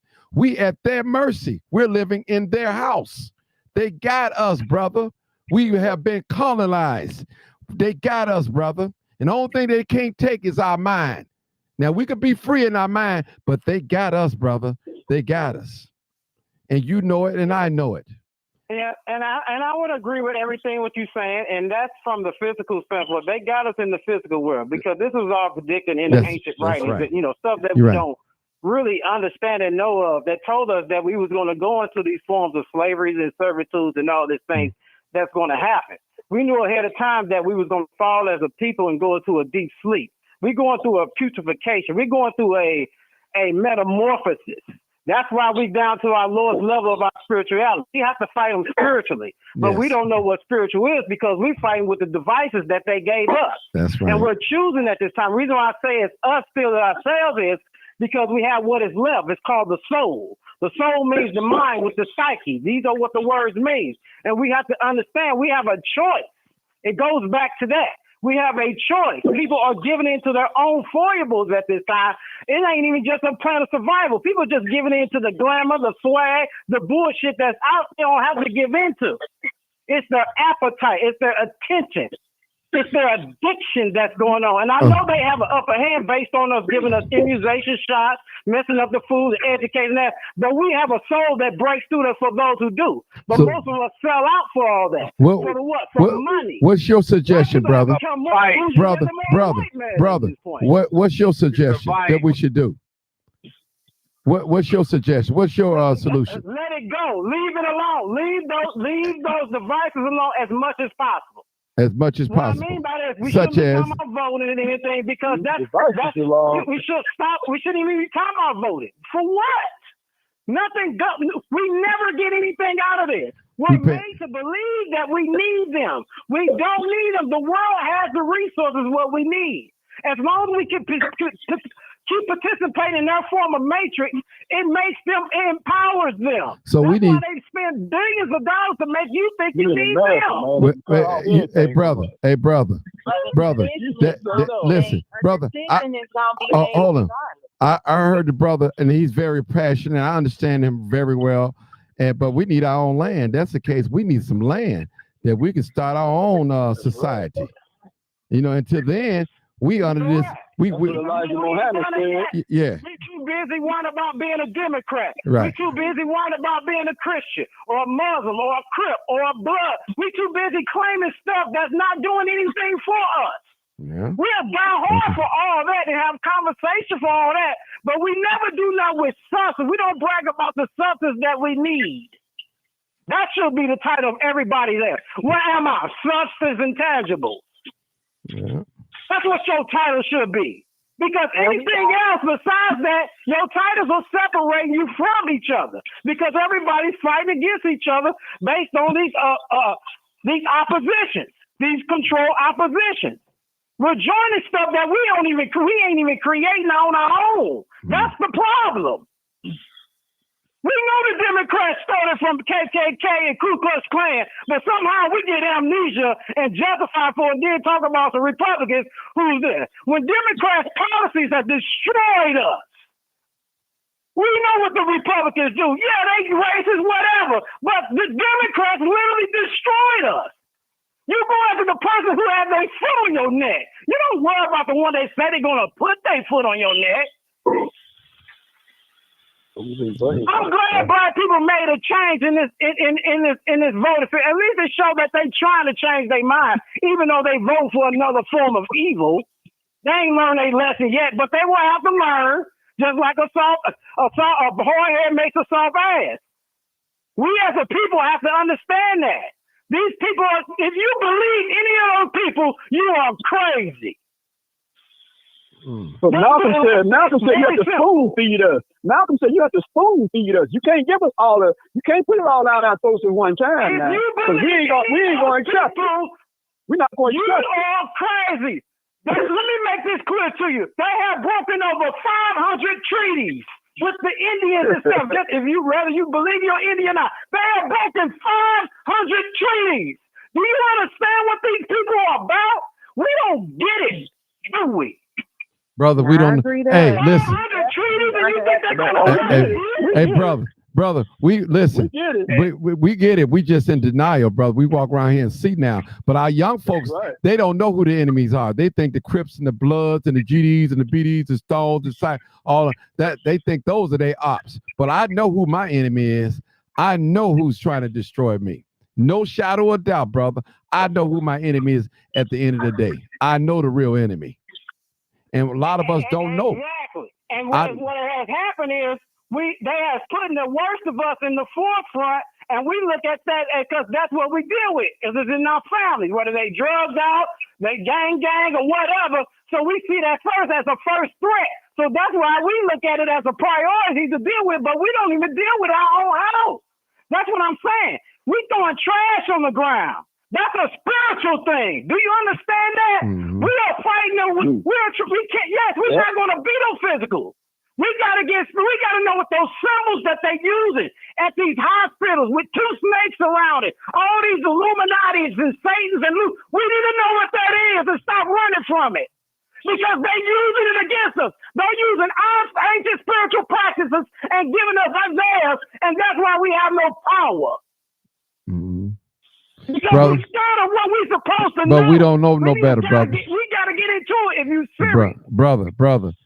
Again, my people perish for the lack of knowledge. We have been dumbed down, brother. We have been dumbed down. People talking about they know who Satan is and Lucifer and the devil is, but they don't know nothing about it. They don't know what none of this stuff is, man. Well, we gotta get to the nitty gritty. We need to stop playing.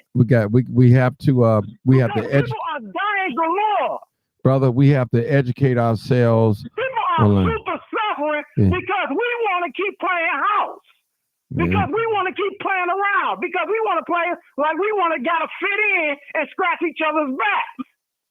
The black race have turned into one big sellout in this time of age. Because all we care about is money or success and everything instead of worrying about what we really need. Well, let me say this, brother. Let me say this. And I got to say this too. No disrespect, but money is right up there with hold it. Money is right up there with oxygen. We need it to survive in this society. If you ain't got no money, you're not going to survive in this society. You need it. You need that.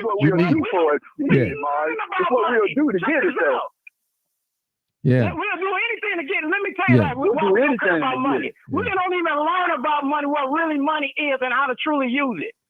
It's a tool. We allow other people to tell us how to get money and let us tell us everybody can get rich when all the other races are not rich. Mm-hmm. All Chinese are not rich. All white people are not rich. So why is black people going online talking about everybody? That's a game. There's no such thing. There were 660 new billionaires that evolved since 2022. 660 new billionaires. 600,000 new millionaires emerged since 2022. Meaning they knew the pandemic was going to happen. Meaning they set it up. They invested in it. This is the super rich that's taking everybody out. The billionaires are the problem. Period. It's very simple. Why the billionaires a problem, brother? No one should have that much money. Brother. Take it from the people's labor. Brother, why is the billionaires the problem? Because the billionaires, they usurp the engine. When you understand how billionaires become billionaires, you understand the energy, the labor is usurped from the people. When you understand the real meaning of job, having a job, the real etymology, a legal definition means anybody has a job, they have a stake in anywhere you work at, and you have a stake percentage in that company. Brother, I don't, me personally. They took technology out from us and created 401ks and pensions, so we have options when you already supposed to have a stake in that company off top. Yeah, that's capitalism. Well, 100% lied to. That's capitalism, brother. Hey, brother, it sounds like you. It sounds like, brother, it sounds like you're going to get your U-Haul truck and fly up out of here, go over in Africa somewhere. Cause that's not what I'm saying. I know, cause you're so frustrated. I know you're frustrated. I know it, brother. I know it. You know. What I'm saying, I'm exhorting this out because what we do is we go to these talk shows and we talk this surface talk on things. Well, I think the Democrats and the public bathrooms and I think Trump and all this. No, these people are liars. These people are the most evil, vile people on the planet. And you don't understand it and know that? Shame on you. We know that. What people are? Hold on. What people are you talking about, brother? Call them out. Hold on, brother. What people are you talking about? Black people? One of them. Who? Anyone that's on TV that's telling you they making America better. Anyone that's on TV that's telling you they're gonna help your nation. Any politician. Every last one of them. Don't leave no room for error. They're not there. They have oaths to not tell you the truth. They have oaths to kill you. They have oaths and policy to carry out their plan through their family bloodline. You mean nothing to them. They call you useless eaters in their contracts. Who are you talking about, brother? I'm asking, brother. Who are? Hold on, brother. Who are you talking about? That's doing these things. What you call? I'm talking about the fake government acting as a government. I'm talking about the corporate entities acting as a government. Okay. They're not a real government. There's a corporate shield acting as government that took the positions of the people. Are these white people or black people you're talking about? Are these white people? Brother, slow down. Slow down, brother. Slow down. Slow down. Slow down, brother. Slow down. Slow down. You know this. I know you're real passionate. Are we talking about white people or black people? Who are we talking about here? I'm talking about white people. I'm disappointed in white people because. Well, call them out then. You don't want to confuse. Brother, you ain't got to holler. We hear you, brother. You ain't got to holler. You listen. You're gonna make people. We're gonna make people run. Just take your time. Get your point. I'm not rushing you off. This, I understand that you're passionate. Just let us know. Call these white people out. I got you. Yeah, that's all. You cool. I ain't gonna shut you down. You just calm down so we can hear. Yeah. They got weak. It was a time, I would say 30 years ago, 34 years. White people wouldn't stand for all this stuff they ever allowed. They got weak. They allow them to do anything now, make policy laws. Now it's against them. Now they crying about it now because they know they taking out what the fake myths called the middle class, which never existed, that they created. So they have somebody they can pit against the poor and broke people, so they can hide all their money that they put underground or hide as shadow funds. Okay. These people are getting trillions of dollars, trillions. They're stealing trillions of dollars of the people's wealth and everything and shipping it overseas every day, and no one's doing anything about it. They got us talking about Diddy. Okay. I'm going to call you emotional. You know what I'm saying? Yeah, Diddy, we can walk and chew gum, but what we got to understand is we got a priority. We're in danger as a people, period. Not just black. This whole country in trouble. Well, are they in trouble now? The chickens have super duper come home the roost for everybody because they cut through everybody. Well, they stole the country anyway, so Hey. they need to be in trouble. Jumping up now. Brother, They need to be in trouble. brother, make sure you like and subscribe to my page, brother. Make sure you do that. You know, this is the only page where you. Let me say this, brother. This is the only page that I know of, maybe one or two that you can call in. It ain't staged. I don't know who you are, what you about to say, or whatever, and I'll let you talk freely. This is about one of the pages that I know for a fact Appreciate it, that man. you can be That's yourself. good, man, but Yeah, you know, I appreciate it. Make sure you hit that subscribe button or like button or share. We're on Facebook, whatever you may be at Facebook or YouTube. Do that for me.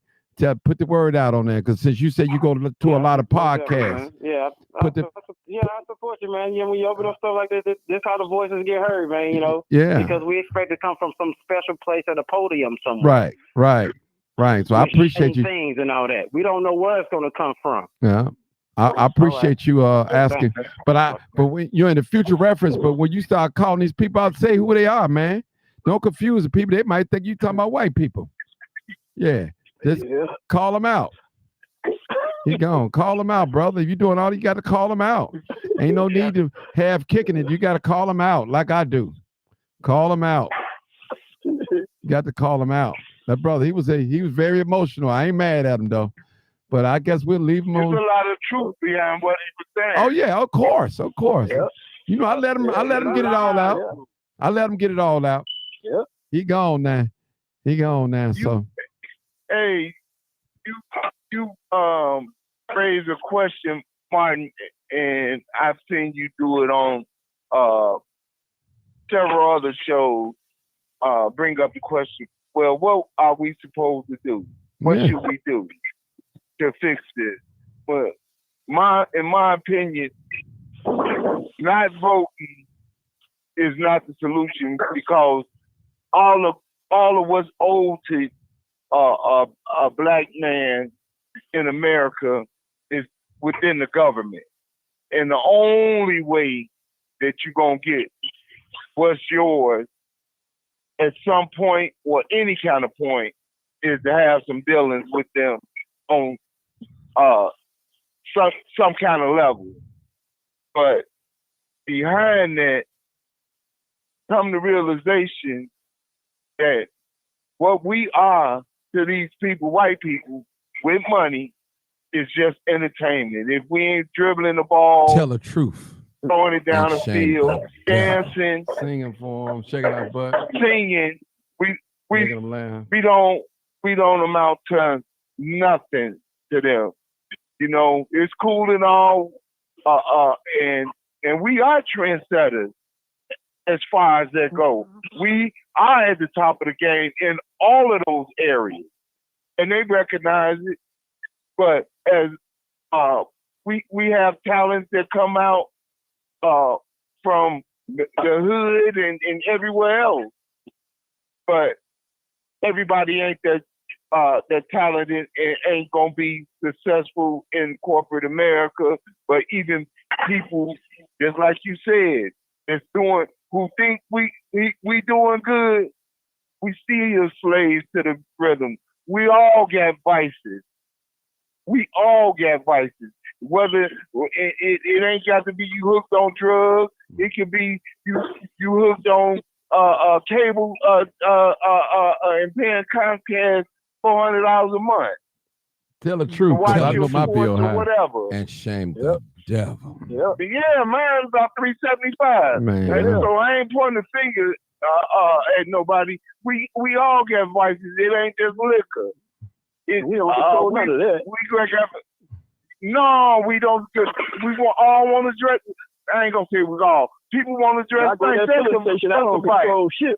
When I go to that filling station, I don't control shit when I put that pump up to that car. I don't So control the solution is to limit the price your vices. change day by day. I can't say I don't like this price. I'm gonna take it down. We gotta limit our vices, man. That's as it. people. Limit it. I ain't saying stop spending money, but whatever our vices is. I don't think that we should stop spending money. I just think we need to stop. I didn't say that. Limit our vices. Let me just say this, people. I'll leave y'all with this. I'm gonna leave y'all with this.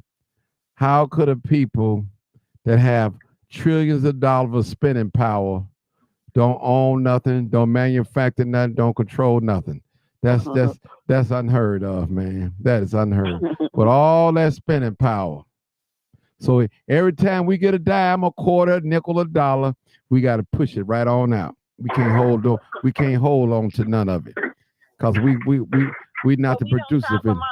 Yeah. Well, you don't. We do. You don't. I do.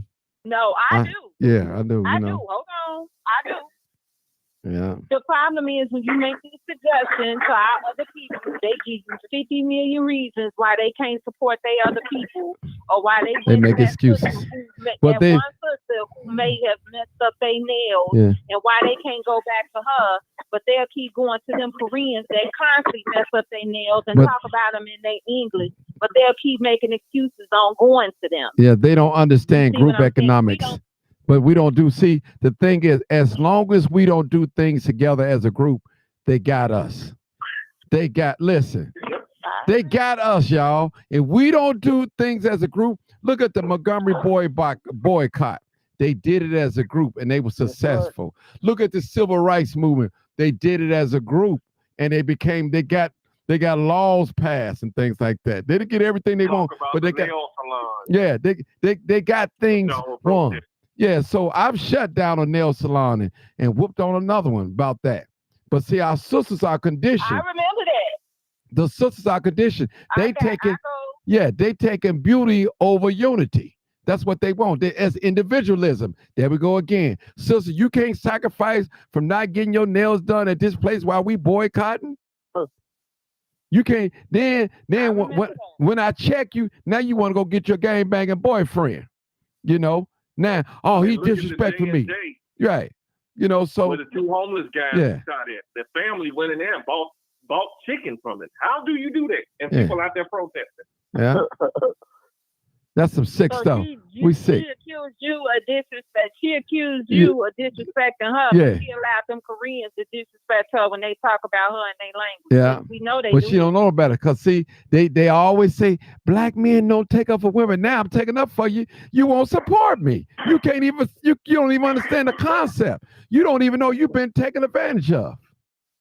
It goes like this. It's like a young lady. She tricking off with a man. She thinking she getting him, but he getting her, cause he giving her a little few dollars. He perform his dirty sex act out on her. She ain't getting him. She the one being made a fool out of. At the end of the day, he used what he want. He going on back to his wife. That's how it works. So some people don't know when they're being taken advantage of. Period. And we have to warn our people when when they are being taken advantage of. And we have to know, like back in the 60s and the 50s, they know who their enemy was. They knew who the enemy was. See, we've been put asleep. That's all these materials. That's why God had a hard time with them people with Pharaoh, because they was in love with Pharaoh wealth. They didn't want to leave. They was in love with the wealth of Pharaoh. And that's what we are today. We in love with all these electronics, the best this and best this and best that. Trust me, people. All this. And all this stuff is lent to us for a little while. It's going to be right on the flea market table as soon as you die. Your wife or your husband going, hey, come and get this, call the cleanup man. Come on, get this out of the house. I'm finna sell his house. Whatever you find is yours. I've been there. I already know. Remember them starter codes, Mark? Yeah. Remember them starter codes? All them kids died over in the 90s? Yeah. That's a whole nother topic. I know Black people. Make a huge mistake with letting their houses go. They ain't know no better. Mistake. They ain't know no better. But it's ignorance. But people, can I leave now? I'm tired. I need to get up in the morning. I mean, I know y'all don't see that much in me this much, but I hung in there today with y'all. I've been over here, 2 hours and 53 minutes and 33 seconds. Man, that's a good show, people. Good show. It was a great show. Good show. Well, thank you for listening. No problem. Have a nice we know you long-winded. I know you can't talk in a minute. You need 10 minutes. But that's all right. I appreciate you, sister. I appreciate all the brothers that are tuning in. I think we had at least about 10 calls or better, 10 or better. Now, I know we had more than 10 or better. So I was hoping 20, at least 20 callers. Then we had some people, they called a number that's over my head, but I forgot to forward that number to the app number to it. So I'm gonna do that. I ain't gonna make that mistake again. But I appreciate you guys for tuning in. Thank you, Bobby, Bill, Marcus, Roosevelt, and Doc. Man, it was definitely a good show. We didn't call each other crazy, stupid, or dumb, but I mean, we didn't agree. All of us didn't agree with each other, but it is what it is. We still got to do things as a group. Now, as an individual, a lot of us winning. We established, but as a group, we're losing. We're failing. We really are. We really are. And I appreciate you guys. Maybe you can come up with something to show one day where it could be nothing but we always talk about the problems. Let's focus on the solutions, and there's always more than one solution. That's it. And we need some solutions, though. We definitely need some solutions. But we might not be able to do. We might have to do that on a Zoom or something, because we can let the enemy know everything. God, dog, he be preparing. You always have one of them house niggas always run back and tell it. You always have one of them house niggas, boy. Master. Hey, Bobby, you remember that video? Hey, you remember that video I sent you, Bobby? The man came in the future and in the past, and he was trying to free the people. And they told him, boy, I'm gonna tell Master on you. He said, I got to switch too.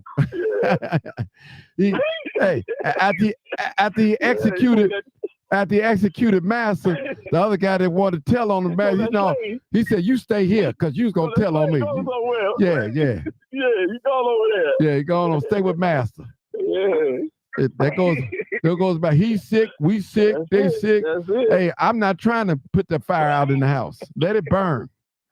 Let it burn. I'm a field Negro. I'm sorry.